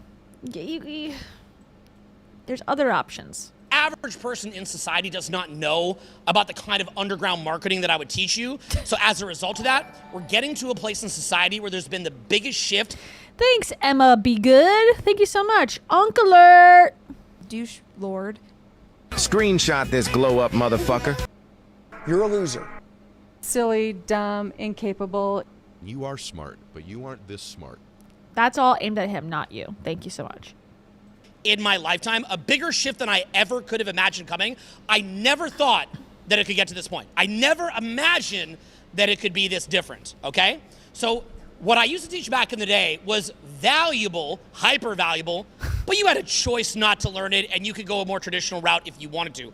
Nowadays, if you don't know the things that we've taught over the years, you are totally screwed, okay? You are completely screwed. So much so screwed that I've barely spoken about attraction in 5 years. I've barely spoken about it. And then I had so many... I wonder why. I wonder why you couldn't speak about that. People coming up to me on the street saying, Owen, society's changing so much. We need you to talk about this a bit again. Owen, I was in Charleston recently, and I just saw you, and I just needed to tell you, you need to talk about this. Women who are in stupid HR jobs are ruining the world, and I need you to give your insights, please.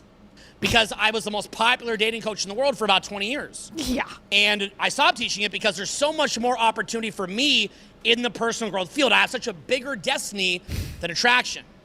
But I got to the point that I felt guilty and a social obligation to cover this again, despite the fact that it's a very controversial topic that I don't really want to talk about. I take no joy in talking about this. I'm doing this because I believe for you guys, it's borderline life or death. So that's why I'm choosing to talk about this. I believe that we've gone predominantly into a matriarchy. And I think that as he wears a pearl necklace, 2 probably Cartier gold bracelets, holds the microphone like this, and now is going to bitch about how women are ruining his life. Come on. You got all of that from a woman. All of that. Most of you in this room inspired by wouldn't even need this course if we were still under a patriarchy. But because we're under a matriarchy, most of you are operating off the... In what universe are we in a matriarchy? We have yet to have a female president at this point. If you look at the CEOs in the top 500 companies, maybe 4 are women. Give me a fucking break. All the billionaires in the world are men.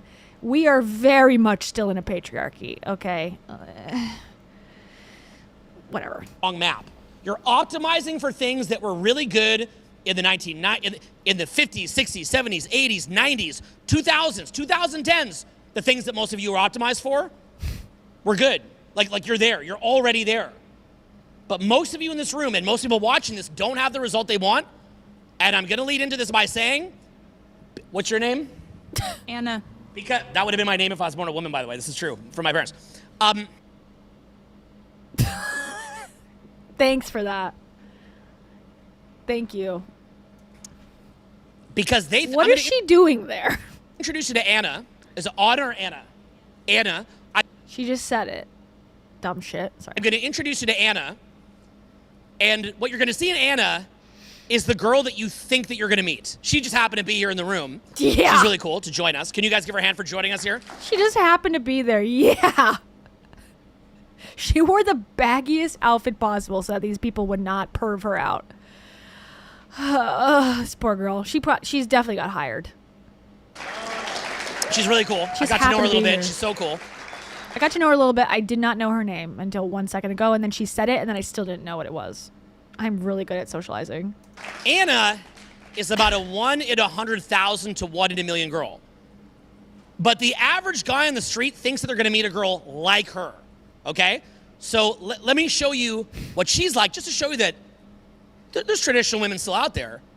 And I want to show you, but I'm introducing you to Anna to show you basically how far off you are from meeting a girl like her, is really what I'm trying to show you. So, I'm here to show you that you guys will never hit this. Take it away, Anna. Or Anna. I don't care. Just grab this. You're going to hold it here, okay? You don't think she knows how to hold a fucking microphone, you douche? So, where are you from? Are you somebody who... Ah! Couldn't get her 1 second of airtime. Thank you, KTG32369. Thank you so much. Snaps and hearts. You're jealous? You can choose to stay blind. Here's advice for Owen. Take off your glasses and go drive a vehicle. And also? Boom, another death threat. Okay, we're going to skip this ad. He's now in the desert. Here's my feet. I get it. I'm always on adventures myself. I'm on an adventure today. And I'm thinking of you. So anyway, as a lot of people said to me, Owen. Okay. A lot of people said to me, why are you in the desert? And I said to them, because I think I'm avoiding paying my taxes. I'm actually not, but I think it. And therefore it is. That's called manifesting. Okay. All right. Back to Anna. Just kidding. Anna. Bellingham since. Let's see. Sorry. Back to her. Or in the world. I'm originally from Sacramento, California, but I live in Bellingham since 2018. Okay, so she lives in a small town. What's the population in Bellingham? It has a ferry that goes all the way up to Alaska. What's the population in Bellingham? I don't even know. Okay, it's probably around 100K. Okay, so then from there, is she wearing like a crazy Instagram model type of outfit right now? No. Is she very revealing right now? No! I wish she was, though. Boo! No. How much makeup are you wearing right now? 0. I just have lip stain on, and I do lash extensions. Cool. So she got her lashes in and a tiny amount of lipstick, right? And okay. I don't agree, but okay. And how many children do you want to have someday? Like 5. Cool, right? Cool, yeah. Okay, 5. Okay, all right. That's his average family. He thinks has 5 children, and that's the unfair. Men are being denied that because they aren't in the patriarchy anymore. Men can't even have 5 kids anymore. Are you? I don't know. Pro Kamala? No. No, not pro Kamala. Okay. Some of you guys here might like Kamala. I'm not just throwing some ideas. Oh, they said Kabbalah. I'm like, we're going spiritual. Okay, Kamala. She's not pro Kamala, so she's a real one. You know, she's a real. She's not an idiot. Okay, I don't know. Okay. Do you believe in the traditional nuclear family? Yeah, I'm very traditional. My parents are both married. I'm Pentecostal, Christian. I was raised to meet a godly, fearing man and have a family with him someday. Amazing. Now, is she loud and ego-fueled? Is she high? She's got the long nails that she's trying to hide. Because she's like, yeah, I'm just like a normal dude, girl. I love eating hot dogs and beer. I mean, this is a script that he gave her to say, to show that she's, I don't know what the point of this is, but okay, let's continue. A high ego woman? No. Okay, do you have a, by the way, I've got plenty of female friends and dated girls that have OFs. I'm not against it, but do you have an OF? No. You sure? Yeah. You don't have an OnlyFans? No, never. No, not like you know, watch me make dinner for my man and some hanky-panky happens later kind of. No, okay, just checking. Yeah, he definitely knows that she does because he hired her from that. He gave her $500 to show up. Thank you to Jen. Jen 008 something something. Thank you so much, Jen. Bitch. Just kidding. This is what we should all do after the stream's over. I'm gonna smash your phone. Because my eyes hurt from watching this and my ears hurt from hearing this. Your mama? He is so happy with himself. Dumbass. He didn't even say anything funny. At all. He's hilarious. He thinks he's hilarious. And I think it's because she does have an OnlyFans and he hired her for the day because he watches her OnlyFans and probably subscribes and pays everything for it. And then, yeah. And now she's here playing this role of fake woman. Okay. And would it bring you happiness and joy to raise a family? Yes. What would that mean to you? It would mean everything. Like, I was taught to serve God and serve my family one day, and it would just bring me joy to raise God-fearing children one day to serve him. I really want my kids to be afraid from the womb. I really want my kids to be scared all the time that they're going to be smited by God and his wrath. That's what I really need to bring into this world. I can't wait. Amazing. And by the way, how tall are you? 5'8". Okay. I'm going to say this to make a point, just to make a point, even though it's a bit weird. What do you weigh? Oh my God. Okay. Like 115, 120. Okay, so what you guys don't realize, I'm making the point. At 5'8"? Okay, girl. She could be doing modeling right now. And she does, because I hired her from a modeling agency called OnlyFans. She has no makeup on. Most of the girls doing modeling are caked in makeup.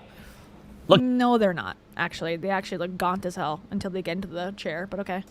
Look at the jawline. Look at the cheekbones on her, right? She's getting shy right now from it. Do you guys see that? No makeup, 180 pounds, 5'8". She's probably usually modeling. What? 180? Hold on. She said 115. Are caked in makeup. Look at the jawline. Look at the cheekbones on her, right? She's getting shy right now from it. Do you guys see that? No makeup, 180 pounds, 5'8". She's probably usually modeling starts about 5'9", but 5'8" will do it too. He would know. So she could be doing all that.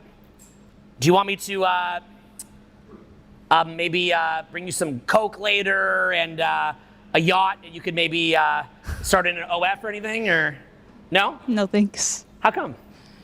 Just not. Because you told me that this is my role of Pentecostal Christian, which she is not giving Pentecostal Christian, girl. Let me tell you, she's not.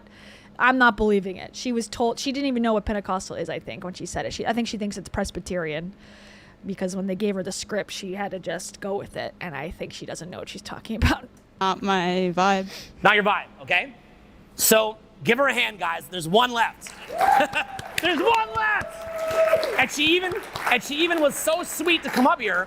And as soon as we took away the attention, did she stay up here lapping up more attention? You guys see that? Give her a hand for that too. So I did. Do you see how she wasn't like a total freaking bitch? There's one girl in the world, and you all have to compete for her. That to make a point that you have a girl that potentially could have a modeling contract. Now look, the joke will be in 2 years, you'll see her on a yacht with Leo DiCaprio with an OF. They got her too. But even that joke, she's like, what the fuck, right? So what I'm trying to show you is she is what the average guy, still thinks he's on a trajectory to get. So I brought her up here to show that none of you are gonna get that. Okay, sorry to tell you, unless you listen to what I'm gonna tell you. And number two, you're not likely to anyway. And God, it's like a meat market. Like, she was up there, and he's like, how much do you weigh? What's your height? What's your God-fearing goals? There was nothing about what do you do? What are you looking for? It was all you're an object questions. And again, I think she was hired. I don't think she's actually there genuinely, so she signed up to do that. But if anybody in that room thinks that's real, that's insane. And they're being totally misled, obviously. I'm bringing her up to show the absurdity that, like, this girl that could be a runway model who wants to have 5 kids, that goes to church, that, like, the average guy thinks that if he just keeps on his trajectory of his regular, insurance salesman job, no swagger, just keeps his head down and does the right thing, he thinks that he's going to meet her or a girl like her. But what you're not realizing is she went from being like much more beautiful than average, but her personality, 7 out of 10 women, 8 out of 10 women, maybe 9 out of 10 women, to where a girl that was, a little more different than her would have been an outlier, to where she's now the outlier, to where she's about 1 in 50,000 in the West. That's about 1 in 50,000 in the West. You go to South America, there's pockets where that culture hasn't changed yet. Where? There's pockets in South America where there's God-fearing 5'8", 120-pound women who are Pentecostal and want 5 kids. They haven't changed in these undisclosed towns in South America. They haven't gotten the internet yet. But we're under a matriarchy. Now, in the same way that there's still some people who read the newspaper, how many of you in here actively go spend $2 and get a big, proper, old-school newspaper? Who in this room does that? Pretty much anybody still do that? Hell no. Maybe now that I talked about, maybe I'll do that today, right? But something that was completely normal, like I was a paper boy when I was a kid. I delivered the Ottawa Citizen, the Ottawa Penny Saver. Relatable. Him and I are twins. Like I said, we're twins. I have a Dodgers cap. I was also a paper girl in Canada in my youth. Wow. I'm feeling a kinship. I had 400 people I was delivering a newspaper to. That got phased out. Do any of you guys here ever rent a VHS tape or Betamax tape from the Blockbuster? Hell yeah. Cool, that's dope. You have a Blockbuster? No, but do you do it now? No? Anyone do it now? No? Where'd the Blockbusters go, right? Right. That's right. gotta- I always ask that. It's a conspiracy. Does anyone ever know where the Blockbusters went? Hear me out. The government doesn't want you to know that Blockbuster closed down. Interesting. Look, let me show you something else. Who here even actively looks at, say, GQ magazine regularly? How come none of you even look at GQ? They can't read. What happened there? I mean, GQ was huge. What happened?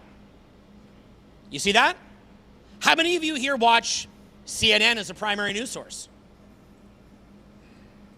So do you guys see that? Now, Canada National News. Hell yeah. CTV. This was a decade ago when most people watch CNN. Right? We'll kind of look to CNN because CNN shows the voice of the establishment. It's like, what do the powers that be want to propagandize us with? But that's about the extent that we're looking at it, right? So, do you guys see how times have changed? Now, remind me your name again? Oh, Anna. That's right, my name. My name is born a woman. So, what was your name again? Dumb bitch? Slut? Oh yeah, Anna, the name that I almost got once. That's the most important part about you, is that name could have been my name if I was born a woman. But thank God for that that I wasn't. Bitch. Bitch. Anna, meeting her proves that there's women out there that are traditional. I'm not trying to tell you, I mean, she literally looks like a famous model if she was like sheltered in Bellingham and in the church. Okay? But She looks whereas like back in the day, she looks like an OnlyFans model that put on a baggy t-shirt and read a script 5 minutes ago and said, improvise this. This is your character. half of you in this room would have had a shot to marry her and have her be the mom of your kids. If I put out a video with her in it, there would be an international bidding war to meet her. That's the hilarious part, is you don't know that yet. You're even hearing me saying this and feel like I'm probably fucking with you, right? Do you feel like I'm fucking with you? International bidding war. Again, are we putting her on eBay? What's happening? There would be an international bidding war. Like, okay, do you know how many men in this day and age are like, wait a minute, God-fearing, didn't vote Kamala, small. He can't even remember any details about this woman, even though he wrote the script. Town, wants to have 5 children. Do you know how hard it is to even meet a woman that wants 5 kids right now? That is totally gone. Okay, go. Why did great question, Wild Sarah. Why do these guys want 5 kids, I wonder? They are struggling, allegedly, to talk to people out in public, and they want to bring 5 kids into the world? Why? Why would they want that? I don't understand. Power? They can be powerful over 6 people, including the woman. So it seems. Go on to AI, ChatGPT, Claude, whatever, and look up what our population rate is right now. What's our population rate? Look it up. Pull your phone out. Pull your phone out. Look it up. I'd encourage you to look at this. You can also Google that. Why are we now go to Claude and ask a question? Also, just tell them. Okay? Our population is crashing. They are literally scrambling to make robots. Okay? Ex-clients of mine, past clients of mine, are scrambling to build robot armies because we're not going to have enough labor or the ability for Social Security. That tracks. That he would have a former client that's trying to start a war. Yeah, for sure. We're going to be on, some kind of universal basic income kind of thing soon. Okay? With AI coming. Population is going down. It's very, very weird what's happening. People are not having families anymore. It's just not happening. Okay? I wonder why. I can remember back in the day when I was first teaching dating when I was younger. What I would always teach is, here was what I always taught. I said, here's what I always taught. I said, I'm going to put up an ad, an international bidding war for this woman who's 5'8". Okay, sorry. You want to meet the woman of your dreams to have a family with, the particular woman of your dreams, get good with women in general. And then if you get good with women in general, you'll meet the woman of your dreams. And what I'd say is, ideally, you wound up hooking up very quickly, because if you hooked up quickly, From the girl's point of view, she wouldn't want to feel like a hoe when you consensually, say the word consent, say the word affirmative yes, exuberant yes. Everyone say consent. Everyone say she must say yes.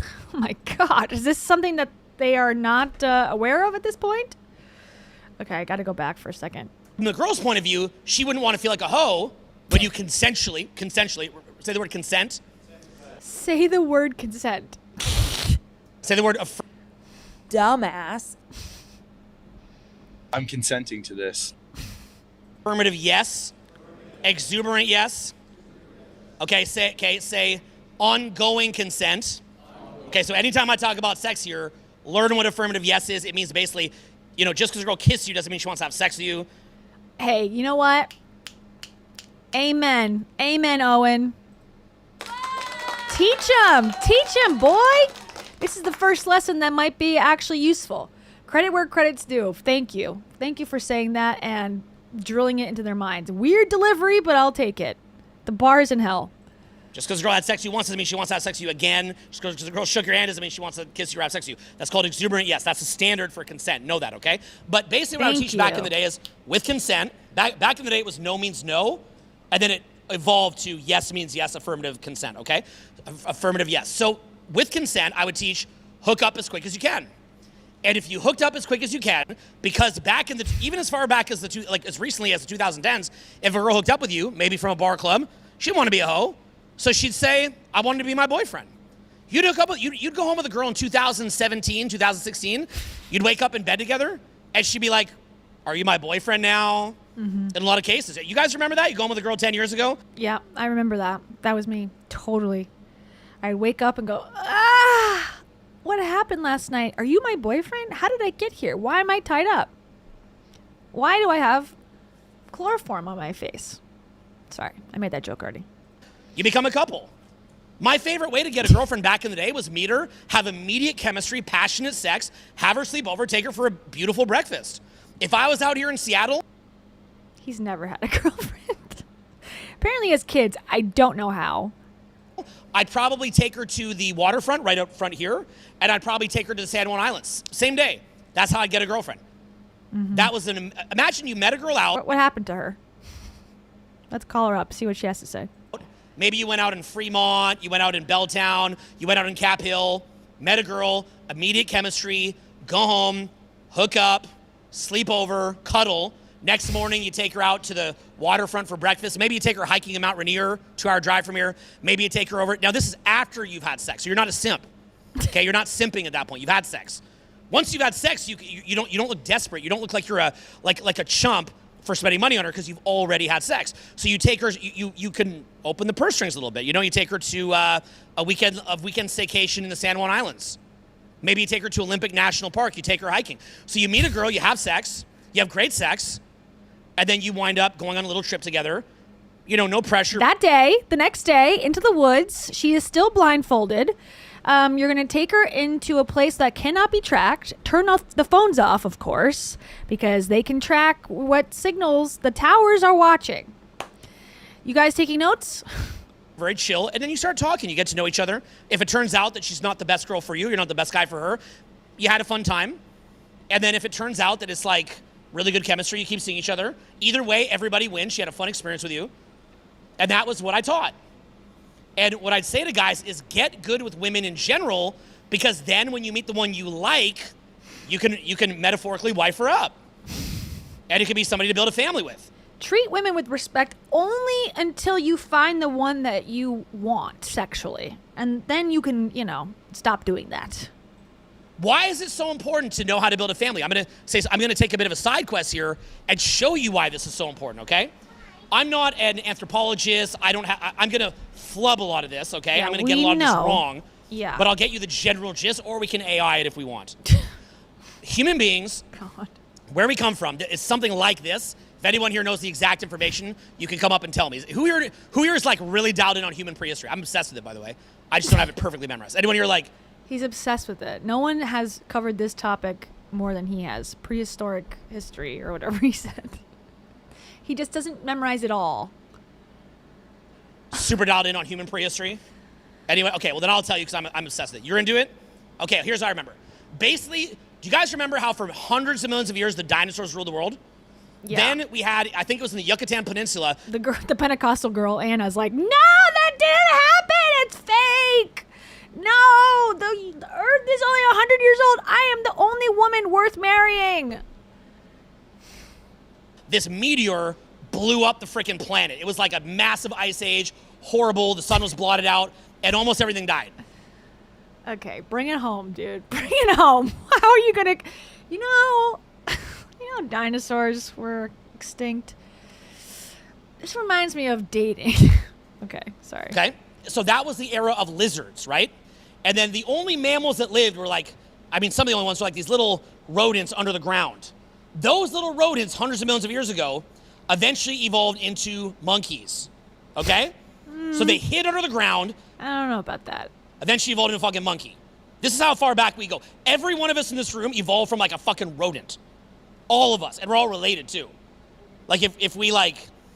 He wishes. I don't know, like it's like, we're literally all brothers. Like it's psycho, okay? So from there, I was gonna make a fucked up joke, man. From there, can you see where I was taking? So then from there, okay, it's even crazier than you think. So from there, we became monkeys. Now we were monkeys, whether chimpanzees, whatever it was, for a long time in the rainforest. But eventually, they think the forest began to retract, and some of those monkeys started... Can you imagine paying $25 for this? For this free course? Imagine. becoming bipedal. They went from walking on all fours to bipedal. He's doing the full human history now. And they would go out and try to get scraps and carcasses that lions had killed out on the plains. But what do you think would happen when the freaking monkey goes out there and starts eating a bit of meat? Now, their brains were small because they had no access to proteins and fats. So then what starts happening? So they had to eat all day. And what you should do to avoid that in your life is buy my protein supplement powder. To stay healthy eating plants. So now all of a sudden they're eating a bit of meat because they're watching all these animals killing each other. So they go out there. But what would happen if you go just start eating off a carcass? You would get bulky. A lion will come and maybe kill you. Oh. So very, very slowly they had to do that. They also didn't have fire initially. Eventually, probably some lightning hit a tree. There was fire. Probably happened a bunch of times. Nothing much came of it. And then one crazy motherfucker, who we're all related to, all of us, one of our ancestors, went and got the fucking fire. Okay? And then slowly but surely, I think it was called, like, what is it, Australopithecus? What's the name of the first one? Anyone know? I can't remember the name. Anyway. What? And then that's what it was? Is it Australopithecus? Very nice. So you could be helping me with this. Okay. Now, from there, that guy was around for a while. Massive death rate. Very dangerous. Brain's not really working that well. Land the totally plane, operating dude. off instinct. Eventually, you had Homo erectus. They're all called homos, by the way. Okay? So what do you get? Okay. Hey guys in here. No It's comment. your moment. So it's all homos. So you had it before Homo sapien. So basically you had Homo erectus, which was the most successful version of humanity. He's a Homo erectus. Sorry. Okay. It was around for about 2 million years. And you can actually find these like, it's like Acheulean axes, right? It's like a rock that was super common because they learned how to sharpen a rock and go attack an animal. They got killed like crazy, but there was about 2 million years. So keep in mind that we're in year 2026 right now, BC. Think about 2 million years we're roaming around. We're in 2026 BC right now. Oh man. Time hop. We must have quantum leaped back into time. Now, eventually what happened, what they believe, He's is obsessed that with this subject, about though. 300,000 years ago, you have Homo sapiens.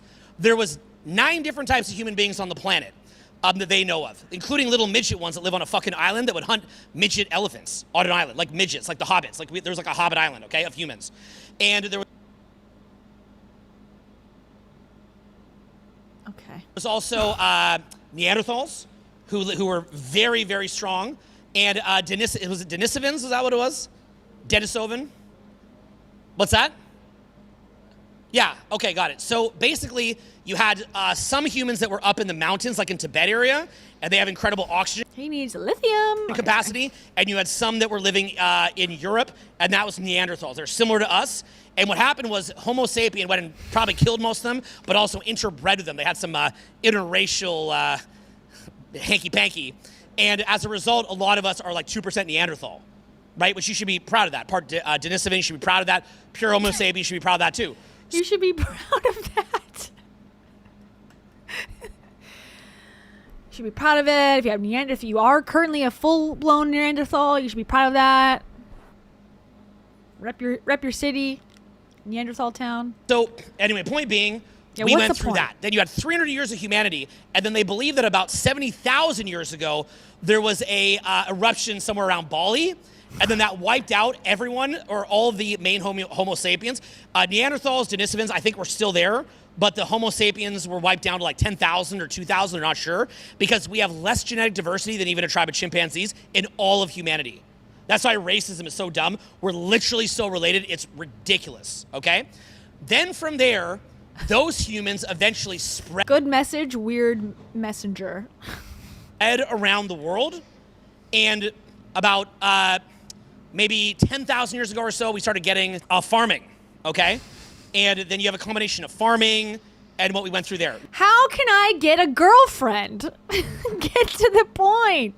Oh my God, we're in farming now. Okay, the agricultural age. Now understand, this journey, do you want to hear about the animals that we killed? No. Okay, one of them was called the short-faced bear. The short-faced bear was a 13-foot tall bear. Now, if you find a short-faced bear skeleton in Alaska, you think you can sell that for a lot of money? No. No, because they're so common. They're everywhere. They were around until only maybe 11, 12, 13,000 years ago. How recent is 11, 12, 13,000 years ago in like evolution? How recent is that? Recent. Like Homo erectus alive for 2 million years. How recent is that? Okay, like this is crazy shit, okay? So that's called the short-faced bear. It was basically about 2.5, 3 times bigger than a grizzly. It could run the speed of a car, and it was smart enough that it had a grudge. So if you fuck with it, if you got to fight with it and you survived, it hated you, would stalk you. Okay? And it was so... He knows this because he was there. It would hate you and stalk you. Which is the advice, finally, the advice that I have for you men out there. The short-faced bear was onto something. And women love it when you stalk them. Right, Anya? Whatever your name is. Bitch. Okay. Tall, it was like, if it was standing up, it'd be like as tall as those doors right there, probably more. Okay? Okay. Wolves were called dire wolves. You also had saber-toothed cats. Human beings regularly would have their kids eaten by saber-toothed tigers. Okay? You had, this was like 11,000 years ago, like barely at all. Okay? You had the giant sloth, which basically had a coat of armor made of little bone fragments. It's like 30, 40 feet tall. Mostly would leave you alone, but if you fucked with it, it will just swipe you and kill you. We try to hunt these things. Yeah. Woolly mammoth were everywhere. The way squirrels are. Right here in America. Woolly mammoth fucking everywhere. You had cave lions that would go into your cave while you're sleeping that were like 2 times the size of a regular lion, and they'd often be in pairs, and they'd come and they'd fucking kill you. Okay? And this is recent. This is very, very, very recent. Okay? Also, we were in an ice age. There was this thing called the steppe, which was where like upper Russia is, and I'm zoning out. I'm zoning out. This history lesson is taking much too long. We need to get to the point. I need to find a girlfriend stat. One that is not a naggy Kamala Harris voting bitch who only wants 4.5 kids. I can't stand it. I'm not like other women. Half Metal Alchemist 9. Thank you so much, Half Metal Alchemist. As always, they say, and you asked how he's not attractive anymore? How is he not attractive anymore? I asked the question boldly and from the soul. Douche Lord. Are you okay? That's what I think about this guy. Silly, dumb, incapable. Don't be selfish. You look like a Lord of the Rings elf. She looks scary. If he was a woman. I'm gonna stomp you. Thank you, Half Metal Alchemist. And finally, I say this. I can cut a bitch. So true. Anna's going down. Alaska, and it was this area where it was like freezing all the fucking time, and you can actually see where human beings would create little needles, and they would have to learn how to sew clothes and things like this, okay? And they'd have to have fire, they'd have to hunt. One little mistake, they're weeded out, they're dead. Tiny mistake, they're dead. I've got a broken leg, for example, and no ACL. If I had that back in the day, I'd probably be dead. okay? We could only hope. Oh, sorry. And you'd have to go out, you have to hunt these things. You know, if you and your boys would find a cave lion, and then you'd bring a bunch of burning wood that you'd have to create a fire, smoke it out, and as it runs out, you stab it to death. Or you'd surround a woolly mammoth, maybe lead it into a freezing pond, or stab it with rocks that you found that you sharpened, that you created rope, put it on a stick with this like... He's saying all of this with such conviction and seriousness that you need to hear this information to change your life for the better. Here is the history of weapons back in ancient times that's made up and filtered through bullshit of his own brain. And don't hold him to it. AI it later if you don't believe me. Clothing that you wore, and then you got to stab a fucking woolly mammoth. Look, I don't even want to stab a squirrel. I think that squirrel will probably bite me, fuck me up. So, okay, the amount... Why? Okay. The amount of walking, the amount of cardio. You know why we all kind of stink? It's because we actually...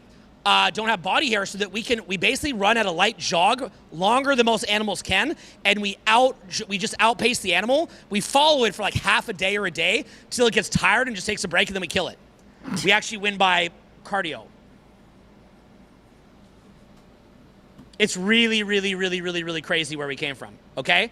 Highly violent, highly dangerous, and completely and utterly insane, and yet weirdly maybe less insane than society today. Because at least there's no blue-haired women with nose rings. So, just kidding. I'm just joking. So, it's a Seattle joke for you. So anyway, he's like, this couple guys are like, I like my nose ring, blue-haired girl. She's at home. Don't talk shit, Owen. So. They don't have girlfriends in this room. You basically have it to where, you know, we come from this incredible past, right? So humanity went to hell and back to keep reproducing, right? Your reproductive line comes from and ours were related, comes from like some rodent that survived the Ice Age, became a monkey. This is so funny. All of this instead of literally listening to one woman in their lives. It's insane. It's so true. Came bipedal, learned about You fire. gotta hear the whole history, the whole retelling of history to just avoid meeting a woman. Oh my God. 2 million years Homo erectus, learned how to kill things with a sharpened stone. Eventually became Homo sapien. Probably what happened, they think, is that when 70,000 years ago, when there was that eruption, the only Homo sapiens that lived were the smartest. So it weeded out the dumb ones that weren't collaborative and couldn't work in teams because that 70,000 year, what was it called, Mount Vesuvius or something? Anyone know? Do you see how we don't even, do you guys see like how none of us barely even know our history, right? We're just here in this like little world, not even really knowing our history, right? We even think that like, you know, 1,000-year-old history is a big deal. 2,000-year history is a big deal. It's like very recent, right? Humanity's very recent. All of it's very recent. So a couple points about that. First of all, is that if you want to understand attraction, you know, words like hypergamy, you know, guys get mad that women have hypergamy, that women go for the, you know, more resourceful, more popular guy. In an environment like that, when a cave bear's about to kill you, would you think it'd be maybe fair to be in a harem with the top guy? You got a 13, look, if you're a woman and you have a 13-foot, like Anna, let me ask you a question, stand up. If you had a bear, okay, and that bear is about 3/4 the size of the ceiling, okay, and it's about to come and bite your head off and eat you, would you like to have a boyfriend who is an alpha male? No, of course. So you wouldn't want like a soy... Wait, okay, sorry. I cut the guy off who was very emphatically excited by her answer. And it's about to come and bite your head off and eat you. Would you like to have a boyfriend who is an alpha male? Yeah, protect you. Of course. So you wouldn't want like a soy boy to protect you in that environment? No, he'd probably hide behind me. Right, hide behind you? Okay. So thank you. Does that make Anna bad that she'd want that? Yeah. Does that make her bad? Yeah. Look, I'm a straight man that loves women. Debatable. Sorry. But if that 13-foot tall bear comes, I'm probably letting the alpha male have his way with me too. Just kidding. I'm just trying to make the point. I rest my case. Okay? Just trying to make the point. I don't know, maybe I'm not kidding. I mean, I just don't know. But we know for you. It's pretty scary, right? You'd be like, help me. So, I guess, I mean, look, guys will even do it in prison, let alone for a bear. So what I'm getting at is this, like they'll become a prison bitch in jail just to prevent another human from getting them, let alone a bear, right? So we wonder why. So if you ever find video of me doing something like that, just know that it's not that weird, okay? Why women don't like chumpish guys with approach anxiety and who fail a shit test, right? Like, you're like, why does she just keep shit testing me? Why? Come on, dude. Like, you're talking millions of years of evolution, okay? Millions of years of evolution. So you got to understand that. But in addition to that, I want to say that within the context of what a sin it is. These poor guys. I mean, I think that they all are deeply troubled to seek this type of content out in any way, if this is all legitimate. I mean, he could maybe, I don't think he has money to hire all these people to sit there and force them to listen so that he can make these videos. But maybe he does. Maybe that's his whole grift. He books a room and hires 50 people to sit, and then he records and makes content and makes online content so that you think that this is real. I don't know. Who's to say? But if it is true, like go and try to speak to a woman and see how it goes. I don't know. This can't be better. This is literally torture for everybody here listening to this. And it's like the worst advice. And it's like, it really is like the blind leading the blind, it seems. It's sad. Not for They're not going to get the things they want. Everybody, but obviously, by listening to this nonsense. For a lot of people to never bear children, how ungrateful that is, okay? How utterly delusional and ungrateful that is. And people will say, oh, I don't want to just live for my kids. Kids are like little parasites, blah, blah, blah. Guys, I have 3 kids. They're running around town right now. Unattended, because I'm not a good dad. I don't know where they're at. And that's fine. A woman should be there to take care of them. One will show up and help. I don't care. I'm here with you guys. It's not hard to have children. Children are fun. They add value. Yeah. Okay. I'm sure they do. If you're the dad, great. Yeah, you can do whatever you want. Yeah. People are so weird around the kids thing. I just don't get it. Mostly because a lot of people are broke. Yeah, that too. But meanwhile, your ancestors were out there fighting the short-faced bear, killing a woolly mammoth, and you can't figure out how to write a sales copy on the internet? You can't figure out how to talk on your phone? You're like, it's just too tiring. What does that say about your ancestors? I mean, I'm not trying to give you a hard time, but I'm trying to give you context. Have any of you guys ever seen me up on stage? Maybe you've been to my past events or maybe my boot camps, whatever, and you see me just working like 18 hours a day at the same energy level that I'm at now, and you're like, how the fuck does he have this kind of energy? Who's ever been? Cocaine and or mania, untreated. In one of my trainings, you kind of see me burn out a lot of energy. Okay, so when you guys see me burn out a lot of energy, does it feel a little bit weird how much energy I have and how much I just like am in non-resistance to being tired and I just keep going? Yeah. What's it like when you see it? It's like a self-reinforcing loop. It's almost like you gain more energy just from giving out your passion, how much you work, your voice. The same things that I would think about myself, I'd probably tire out in a few hours. Yeah. And you keep going all day, all night. And then the next day, the next night, I mean, I'm having trouble usually at those events keeping up with you, taking notes, and I'm just listening. Yeah, thank you. It's thank crazy. You. So Give up, dude. I also think he's a paid actor. here's what's funny about that. Anybody else see me like that in this room?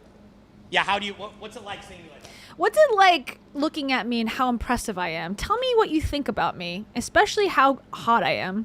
It's very impressive. You're only a couple years older than me, and very similarly, like, I'm like, how is he doing this? But you're just undiagnosed mental disorder mixed with uppers. Like you're like reinvesting your own energy, and it's really an upward spiral. Yeah, no, thank you. And there's a lot of ways that I do it that I can talk about. Tell me what you think about me. But a big one is just what I'm sharing with you. Only nice things. Here. So I view myself as part of a history, and that history is people who basically had unlimited work capacity. You're not actually tired. Do you understand that? I will go get 8 hours of rest a night when I can, and most of the time I can. I believe in sleeping, and I believe in recovery. How do you work 18 hours a day and get 8 hours of sleep? I don't think the math makes sense, but maybe I just can't do math because I don't sleep enough. Recovering and taking days off. I think you should absolutely take days off, but you're not as tired as you think.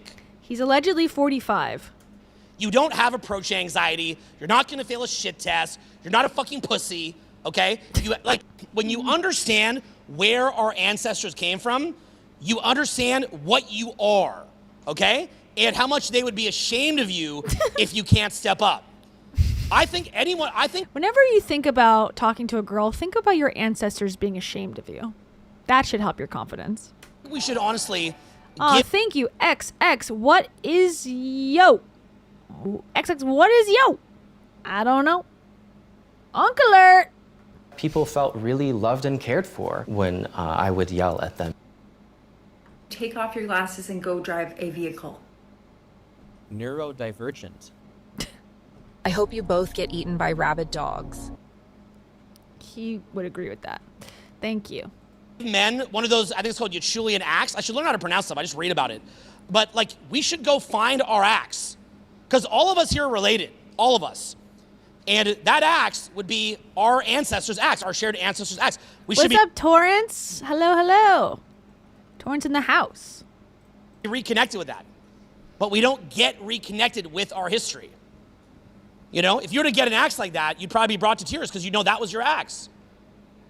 But not having children, in some ways, partially is like committing suicide. Partially. Now look, we reproduce in many ways. You know, you make a YouTube channel, you make an Instagram. That's reproducing, right? Okay, here's the logic. Not having children is basically, in some ways, committing suicide. However, reproducing could also mean creating a YouTube channel. Got it. I am so confused.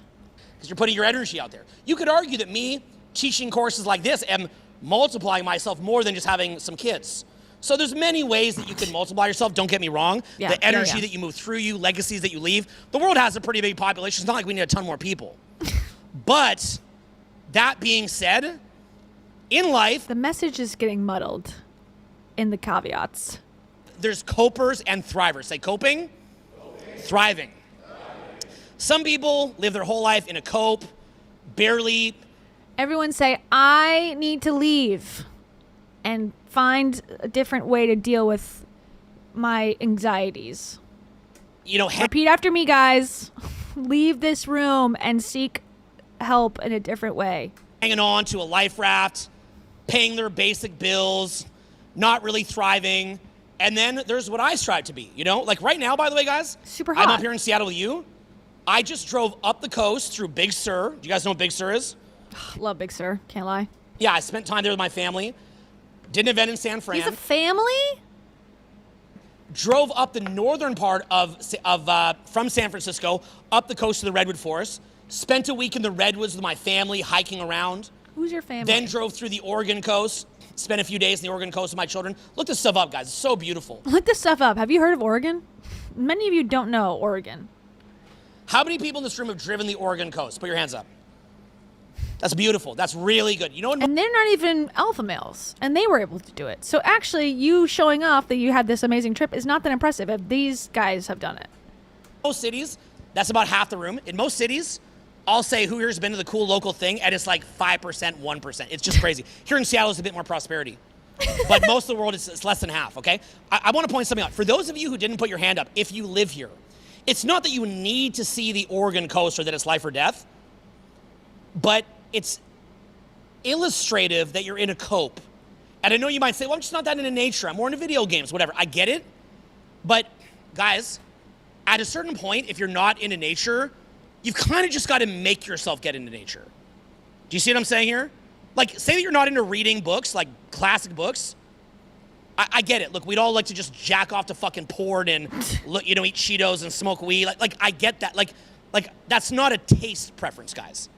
Okay? Like, if you're like, no, I just like to look at TikTok, not go in nature, that's my preference. That's not a preference. Do you guys see that? No, actually, that is exactly the definition of a preference, but okay. That's not a preference. Mm-hmm. It kind of reminds me of how in the 5 love languages, there's gifters, you know, gifter love language. It's not a preference. Or how guys, their love language is physical touch. Like, what's your love language? When they fuck me. Like, the girls, like, what's your love language, girls? when they buy me a car. Like, I'm not sure if that's a love language. That's my love language. What's funny? That's not fucking love language, okay? So, I mean, it kind of is. He has certain points in the book. It kind of is, but you know my point, right? Like, you know, is wanting a guy to give you a bunch of free shit a love language, right? Is liking TikTok over nature a preference? Or is it a failure? Why is it people don't like nature that much? Because you can just click your phone like a fucking retard while you're high on drugs and flip the fucking thing. To go to nature, you'd have to save up some money. You'd have to take time off work. You'd have to drive. Yes, everyone knows to walk outside takes so much money. To go walk in the park, it ain't cheap. They got ticket counters out there. Everyone the drive knows would that. be a bit monotonous. You'd The have to get a phone is hotel. way better. That's not called. You don't have. It's not. I'm not that into nature. Okay. It's called. I'm addicted to the dumbass grind that I'm in, and I'm a fucking retard. Okay. So if you're This got dark really quickly. not in nature, make yourself get in nature. If you haven't read some of the classical world literature or you don't know about art, that's not a preference. I'm not into art. That's just called you're dumb. So you know, right? Like you've got to train your own palate to whatever extent. You got to train your palate. You can't just go, I'm not into nature. There's no human on earth who's not into nature, but there are retards. All right. So okay. And on that note, we get the gist. The longer this goes on for, the worse it gets. Let's just go to the last absolute second. After 4.5 hours, let's see what he's up to. Let's see. The last 2 minutes. Grievous kind. We have before us many, many long months of struggle and suffering to ask, what is our aim? I can answer. Okay, well, I got no context. Let's go back a tiny bit. Let's just see. As out of 10, who the fuck got the balls to do that? 6 steps. Oh, he lost his voice. Shocking. Take so much action, you shut down the thinking mind. Meditation. Fucking herbs you could take, for fuck's sake. Whatever. Getting tapped in. You know, working on the place that you're coming from. Being a good person. All that stuff. All the stuff I've taught for years and years and years. Getting in a flow. You will then learn. You'll be forced to go back to that again and again and again and again. And what will happen is every time you get broken down and have a bad night out or day out, you'll see how bad it is. You'll disconnect further. So he really didn't lose momentum at all. He's still ranting and raving for hours and hours and hours and hours and hours and hours and hours and hours. I really do think he's got some undiagnosed thing and or a drug habit. Again, who knows? Maybe he's just an energetic guy, but good Lord. Good Lord. Am I right? Okay, let's just wrap it up. Again, this is what he looked like 11 years ago. Here he is now. Yikes. Yikes, both times. For different reasons. I will not repeat further. Okay, here's one where he's talking to women. What would it take? Or a woman. He's going to be super creepy. Can't wait. A video on how to make friends. Looks like he's in Vegas. Ready? What would it take for a guy to marry you? Like, what would it take for a guy to get you to, like, actually, like, to lock you down? What would that take? I think it's just the vibe, how I feel between us. The vibe? Yeah. Yeah, but you must have met a guy that gave you a good vibe at this point. No. Really? No. What would that be to you, like, the right vibe? What would that look like to you? Oh my gosh, it will go through my whole entire body, and it will make my whole entire body tingle. But it had to be right away? Oh yeah. I'm not making the cut of that right away this fast, right? I could build my way up to you, but it would take, like, I'd have to take you camping or something. He loves nature. Like, maybe make some s'mores or some you know? Or maybe, like what if I took you to, like a dog park? Do you like dogs? What if I took you to a dog park? So I could put you in there because that's how I see you, as an animal that's beneath me. And that should be wearing a leash that I can walk around with you. He's amazing. Every girl that's ever gone out with him has been like, oh my God, Owen, thank you so much. This is such a magical event. What if I took you to a dog park? Okay. Yes, I have a doggy. So what if I took you to a dog park? And then it was like a gradual thing. She looks so scared. She got the ick immediately. Yeah. Maybe we went on a walk in the park and, like, we had a balloon. Look at her. She could... and you had a balloon? Does this guy, is he like using his lunch money to take her out or something? I'm going to take you to the dog park, and I'm going to take you to the park, and you're going to give you a balloon. Okay, she looks so upset that she agreed to do this interview. We went on a walk in the park, and like we had a balloon, and then we let go of the balloon, and then the balloon like just went way up in the sky, and then we started crying as we watched the balloon go up, and then like I made like a thing like in the sand of my and your name, like a little heart, and then we watched the ocean come wash it away, and then we also cried even more. She's like, whoever talked me into doing this, I'm gonna kill you. And I need to be away from this man immediately. And there's like a little violin, like a little like talented child violinist, and he would play a violin. He's gripping her back so hard, and she's trying so hard to escape. And she's pinned into a corner with this camera guy with the light blasting on her. For us, and he has s'mores, and then slowly but surely the tingling. Like, please help me, please, please, please. Would increase because even though technically this stuff has nothing to do with me, but you could attribute it falsely to me because like you experienced that in my presence. You know what I'm saying? And I could kind of fool you, and then I could propose to you, and then you would say yes, and then we would have like 9 babies like on the first time. You know what I'm saying? Like 9 tuplets. What do you think? Wow. Can we do it? Is she gonna say yes, guys? Is she gonna say yes? No. She's not. Did you say yes? I said yes. Guys, we're getting married. We're gonna get married. And he'll go and say, at his next meeting or whatever, I just proposed to this girl in 30 seconds. She said yes. And I had to tell her, no, babe, I don't like you. These women are obsessed with me. Like, she's obviously playing along to try to get away from him. Eek. Who would have thought? What would it take? Nobody. I'm sure he uses that as, oh, a body count. He adds that to the list. He's like, oh yeah, I banged for sure. God. Like, if I go to you, I say, what's your name? That's not how to do it. Okay, here's another one. Like, if I go to you, I say, what's your name? Scott. What's on your mind, Scott? RAS. Okay, so do you guys see how he's in my frame? Here, watch. Scott, come here. Yeah. Okay, what's your name? Scott. Scott. Scott. Nice to meet you, Scott. Nice to meet you. Do you see how he's reacting to me subtly? Yeah, I am. Do you feel that way? Oh, for sure. That's attraction, except... Okay, yeah. Okay? Somebody say, what's up, bro? Such a good demonstration. I really learned a lot from that. What's up, man? Say it up. What's your name? Sean. Okay, do you guys see what's happening to Sean here? Hey, Sean. You see what's happening? They're all kind of like, get off of me, though, kind of. Okay, he's in my frame, right? What's your name? Xenon. I love the cardigan. Xenon. Yes, you got it. Xenon. How old are you, Xenon? 35. He looks young. You guys see Xenon's excessive blinking when he talks? Now he's not going to blink. Oh, there he goes. Do you see how now Xenon is also trying not to blink because I told him that? Okay, you guys see that? You see what I'm doing? Do you see that? Do you see how you guys all suck and I'm the only one that's good in this world?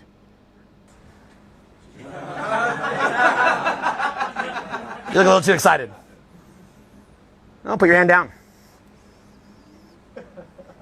Oh, God. These poor people. Now you're copying me. Do you think you have a strong frame or a weak frame? Can't talk? He's embarrassed because the guy went up to shake his hand and he was like, that's alpha male status. Now I'm going to knock him down a peg into beta status. You see what's happening? What's up, man? I don't see what's happening, actually. Okay. Ryan. Ryan, good to meet you, bro. You too. So, by the way, he's taller, better looking than me. He's got hair, and his beard's not gray. But he's still my bitch. You're giving this guy money? Man, you don't need this class. Okay? Just be nice and normal, please, God. You'll be fine. How do you feel about that? what I've always dreamed Are you of. trying to say it's what I always dreamed of to have a good response? Are you pausing to have a good response? Are you trying to look like you have frame control? Just overwhelming people. That's all he does. And he thinks that that's, I don't know what he thinks. I don't think his mind is correctly working. But what he's teaching people that he thinks is if you dominate people and don't give them a chance to respond and just make them really insecure, they're going to love you. And that could not be further from the truth. Probably. Okay, have a seat. Okay. So notice taller, better looking. Are you guys seeing that? Taller, better looking. Still a loser in my mind. But he's in my frame. That's why looks don't matter that much. Are you guys catching this? I caught it. I caught a venereal What disease. keeps you going day to day? Oh yeah, okay, this one kind of viral, I remember. Because he was talking to a guy and they get into a fight, right? Okay, so this is something I meant to bring up a long time ago. So he's talking to a guy, seems like he's unhoused, whatever. He's asking him questions on camera for some reason. I don't know why exactly. Then someone comes up to him, and I think, from what I remember, appropriately saying, don't exploit this guy. That's an asshole thing to do, which I think is a very masculine and nice thing to do in public if something like this was going on. And I think the guy is trying to kind of correct him and go, don't be an asshole. Putting him on camera is disrespectful. And then they get into like a tiff. But I think he posted this. Owen posted this thinking that he comes out on top. What do you guys think? Let's see. What keeps you going day to day? You wake up, what keeps you going? Hey, we're not using him, right, buddy? Definitely not. Not? Is he using you, brother, buddy? brother. No, brother. I'm not. We don't I'm need really you. We not. need you out of Venice right now. You're not going to take subject? I'm really not. No, I need you out. We're actually helping. Okay, why don't you are? I'm with Cher. Do you know them of Culver City? Okay, so you should look it up and get out now. Stop messing with the homeless. You think I'm messing with them? You need to stop. You are. So what did you give you? Did he give you anything yet? No. Oh, he wanted sex from you? He promised you sex? I just saw him. Wait, dude, I know. What are you whispering to him? No, are you okay? I win. You don't. Why would you ever post this as Owen? Because this guy, to me, he's obviously upset, but he, to me, looks like the hero of the scenario, trying to help out someone in his community. And now he's confronting this guy who's a jerk. What's happening with you, man? I wonder. What's that? I wonder. So you're I someone watch. homeless? Well, no. What I see you is I am homeless, and I see you subjecting this man. Did you bring him the water? No, I'm actually about to give him money. Are you? Let's see it. Well, before No, you said it on camera. Let's see. No, You said it- no. By the way, No, I'm you're lying. definitely giving. No, I will. But after you. We're stop asking you to yelling at leave. Well, I'm from Venice, and Yeah. okay. How about this? By the way, What's your name, sir? My name's Owen. Hey, Owen. I'm Nice to Bill. meet you, Nice bro. to meet you. Yeah. Are you with us or not? I'm 100% with you, brother. Kingdom. But 100%. Yeah. 100%. Yeah. King. Yeah. Yeah. Are you okay, brother? Yeah. Yeah. Here, can I talk to you? Yeah. What were you worried about? Come talk to me. Oh. Here. I don't want him subject to just being used. I 100% I agree. see people using people all the can I- time. It upsets can me. I talk to you about the video? Yeah. So the video. I don't know what's going on. The way I introduced it was I said that I want to talk to people with an open mind and understand where they're coming from to help create understanding. And actually, the purpose of the video is that I have my own very strong belief systems about like how things should be and stuff like that. But I try to go outside my belief systems and listen to other people openly. For sure. Yeah. Yeah. Yeah. That's interesting because I'm the same way. So I try to get involved in every aspect of life and understand where they are. I meet them where they're at. Yeah. But you're doing the same thing. It's a surprise, bro. Yeah. Because you know why? I really am. Yeah. Who else in Venice has ever done that? I agree with you. I agree with you. What is going on? And I give you my word, I'm sincere. I know. Yeah. that. Yeah. Yeah. Could I talk to you too? Yeah, but let me give you your bow. For sure. Thank you, brother. Yeah. Tell me a bit about your life then. Men So are do so you also weird. live on the streets as well? Yes, I do. What led to that, and how can people help you? What led to that was I mentioned Cher, and that place is a cesspool for demonic activity. What I seen when they Okay, regardless of what's going on, I still think the guy was nice to step in and say, don't use this guy. I think he then forgave him too quickly, weirdly enough. But what is the point of this? I just want to understand people. No, you don't. You sell courses to men. Probably I would imagine he's talking to a homeless guy, unhoused person, whatever, sorry. Talking to a person in that state to then say, see guys, if you don't take my class, you're going to end up like this. I would imagine that was his mentality of like, oh, see, if you don't take care of these certain things, then you're going to end up like this, which is completely exploitative and horrible. So I'm glad that it didn't go any further, honestly. Anyways. Do you know how to party? Next one. That was kind of depressing. Do you know how to party? Do you know how to party? What is a party without me? Okay, see, I believe you, but your demeanor's so flat. Like, when I ask you this is what you look like, you're like, I love to see the world. New. My answers are right, though. Oh, like the way you dress, like you're super fly, you're super cool. But then when I ask you questions, you're just flat. Excuse me. I got some areas to work in, but I love to see. He wants to neg her. And he's trying to get her to think that he's cool because now he's insulting her. The world, I don't have a problem to investigate and see everything that I imagined. You also don't make eye contact. I did.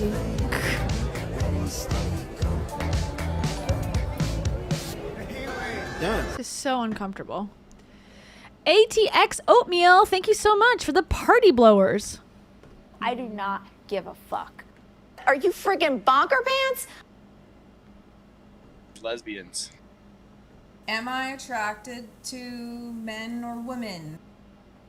And they call that a bisexual tone. That's all for you. Like, I can tell under the surface that you're very sweet, but like you have like a bit of like a wall up or a bit of a mask. But I see it's like a hard. He wants to knock her down several pegs because she's an attractive woman and has a boyfriend. Thank you, Trisha Page 286. Thank you. I'm also hiding as well. Methylene blue has methylene changed my methylene life. You have leaky gut. Seed oils. I don't really care what the FDA says. I'm so OCD. I'm so ADHD. As I was sitting in the cold plunge. Hey. Chocolate with like the sweet little center a little bit. You know what I mean? What got you to that place, would you say?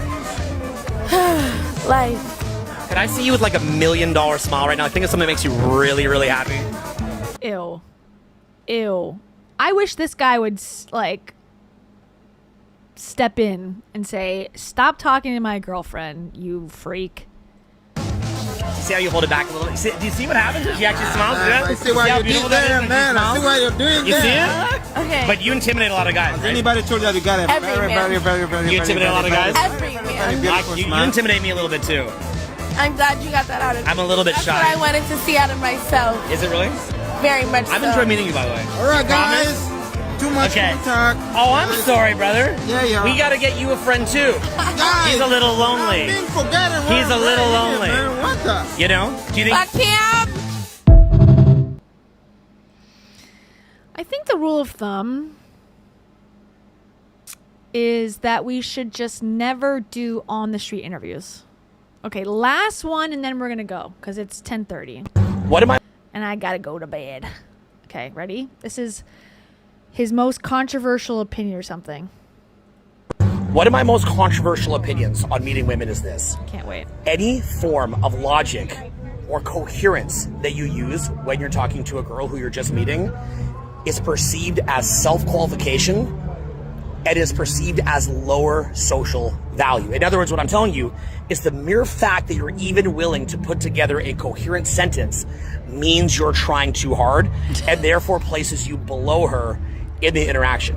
Now, so don't speak to her in a coherent way.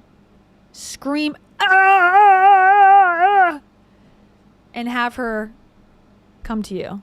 And within 5 minutes, you'll be boyfriend, girlfriend. all that being said, once you've been with a girl, once you guys have had sex, she often is very curious to learn about how your mind works and very curious about your opinions and very curious to have a deeper conversation. Oftentimes, over the years of my life, I've met a girl. We joke around, tease, banter, winding up in sex. And then one of the most exciting parts for me is because I like deeper conversations and I like intellectual conversations. I know that once we've had sex, we can actually have a deeper conversation literally as soon as we're done. Like that can start as soon as we just finished having sex. And I'm like super excited to like get to know her and let her get to know me. But in any way, shape, or form, if you try having a deeper conversation with a woman prior to having sex, it is typically perceived as self-qualifying. Now, you might say... Guys, if you have a conversation with a woman before sex, you are a simp and gay. And she's going to think she's better than you. So do with that information what you will. I don't get it. Hey, Owen, I don't agree with this. I don't like this. Or I've got a lot of female friends that watch this, or girls who watch my Instagram here or there. And he's never had a female friend. Guaranteed. Even though I do more advice for guys, got girls watch it. Super girl, what's up? I know I'm driving you nuts right now. I'm sorry about that. Not trying to piss you off. Just trying to be honest of what I've seen. So basically what I would tell you is girls will say, you know, I want a guy to be vulnerable. I want him to be logical, et cetera, et cetera. What I would ask if you have a different opinion is come out. Somewhere like this. Like actually come out. If you're a girl, come out. And maybe bring out your brother. Or bring out... Come out to what? To your event? Or to this random fairground that you're at? Stalking people. A male friend. Or, fuck, you know, bring any guy you know. And have him go start conversations with everybody around here. And have him make them logical. And look, you don't have to agree with me or disagree with me. Just try it out. Go somewhere in public and try it out. And what I promise you're going to see is it's just non-resonant to the girl. Here's why, okay? Look, this is kind of brutal what I'm going to say, but I don't know what other way to say this. Let's say that you're a guy, right? Let's say. And you meet a girl, you meet a girl who you're really attracted to. Well, if you're really attracted to her, you might want to learn more about her mind. For the girl, her attraction for you is in flux. So she may eventually want to learn about your mind once it's established that she's attracted to you. But until you've had sex, she doesn't even fully know if she's attracted to you because it's been kind of flickering up and down. So you have to establish that higher value positioning and establish that she is attracted to you before she wants to learn about your mind and before she has enough investment to get to know you. This has never worked ever for anyone, just for the record. It's like, why are you sharing all these opinions with someone who you haven't even had sex with? That's how they're often seeing it. I didn't make the rules on this. I personally, look, as a guy, I experience this being a little bit silly and ridiculous. But I try not to question God's plan on this. God's plan! I try not to question God's plan. That God's plan is that women don't have conversations before having sex with these men. Because honestly, they wouldn't have sex then. So maybe he's right. Maybe that is God's plan. You know, the number one patriarch. He doesn't want to question God's plan, and I'm thankful for it. I like those UC pipes. I don't even talk to women until the second pregnancy, and then it's only to get them to make me a cup of tea. It's hilarious. I understand that there's other factors that you know that are going on and that are at play. The way that I try to think about it to not feel frustrated, because I think as a guy, it can be normal to feel frustrated with this. This guy has never shut up for 1 second. So what woman is he not having a conversation with? I mean, I guess he's having a monologue at women, so that's true. It's not a discussion. It's not a back and forth. So maybe that's what he means. Just speak at them and hope that they like you. Is women's spiritual destiny is to help men to learn to release and to let go and to get present and to have fun. Oh, okay. Women's destiny is to help men have fun. Go fuck yourself. Like, that's women's spiritual destiny. So at a spiritual level, what the girl's really asking from you is have fun with me, let go, be silly, be in the moment, enjoy the moment. Not everything has to be so serious. Not everything has to be these like heavy opinions trying to drive the ball down the field all the time. And what she's basically saying is, hey, you know, have fun with me. Show me that you can release and not be in control of everything. Have fun with me. Show me that you can be in the moment with me. I don't have sex with you. And then, you know, once you show me that, then I'll reward you by talking about the things that you might want to talk about, and I'll actually genuinely enjoy those things too. So again, like, I've had many relationships where I was with a girl who's super intelligent and I enjoyed her opinions. Doubtful. We had all sorts of deep conversations. And that happened later. But the prerequisite of that was that I mean, in most cases, the girl's very attractive. Not only was I able to be fun and in a state of release and present and playful with her leading up to sex, but she also probably saw me doing that with other women around her. So, you know, I did it with her and everybody around her. And then she saw that I'm a guy who's able to be popular, whatever they in their brain they see it. We have sex, and then she's down to get to know me. What? Yeah, that didn't happen. Again, I feel like he's a virgin. He does have 3 children, but I think those are a front. Paid actors as well. Okay, well, that's Owen. Good job, everybody. Success. We got to know a very deranged man tonight, and for that, I'm grateful. Because the more deranged men that we can discover, the more that we can feel better about our lives. And that is truly the purpose and plan of God and of this channel. And I've always said that. Well, thank you for joining me on this Monday. I'll be back next Wednesday. There's going to be a meteor shower on Wednesday night. How fun and cool. Right? You guys are like really into this. If you're in the Northern Hemisphere, then you'll maybe see it, I think. But definitely AI it to make sure. Because it may be the last meteor shower we ever see, because we're all going to be cooked alive because of this stuff going on. And so we need to just go out in nature, as Owen would say. And I think that we all should just watch some stars fall to earth together. And then do a little light language, because we're basically connecting with the star seeds, our true ancestors, what I always say. Anyways, I want to go to Chili's.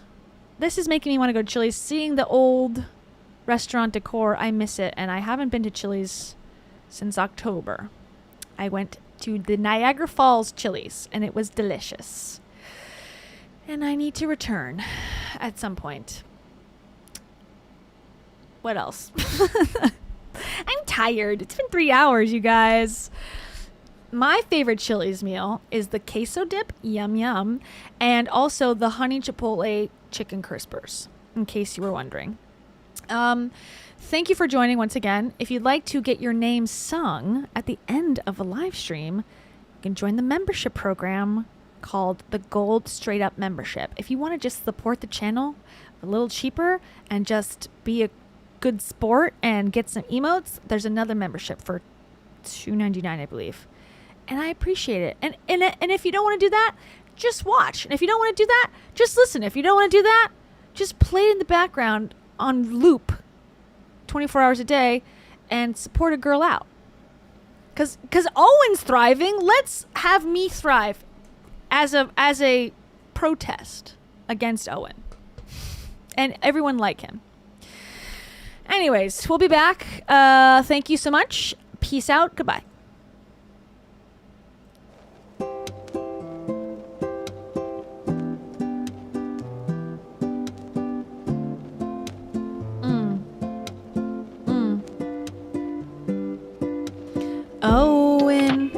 Owen is a man. I think I can't really tell, because his personality was so bad. Starry Nights, EXE. What do you know about thee? Owen, the man of the hour. You know that he's got frame. You know he's got no brain. Nicole Campbell, that's insane. Don't you agree? It's pretty crazy to have a platform for 20 years and use it like this. A console, can you believe people like this exist? It's pretty shocking to us all. I think we should go to the mall. Alaska Little Tundra. You two, let's walk around and go to the zoo and see some elephants and a bear with a short face that would eat you if you didn't attack it with a stone axe or something. He said, I don't know. He couldn't relax. Lillian Massey, do you think that girl named Anna was a plant? Or was she real?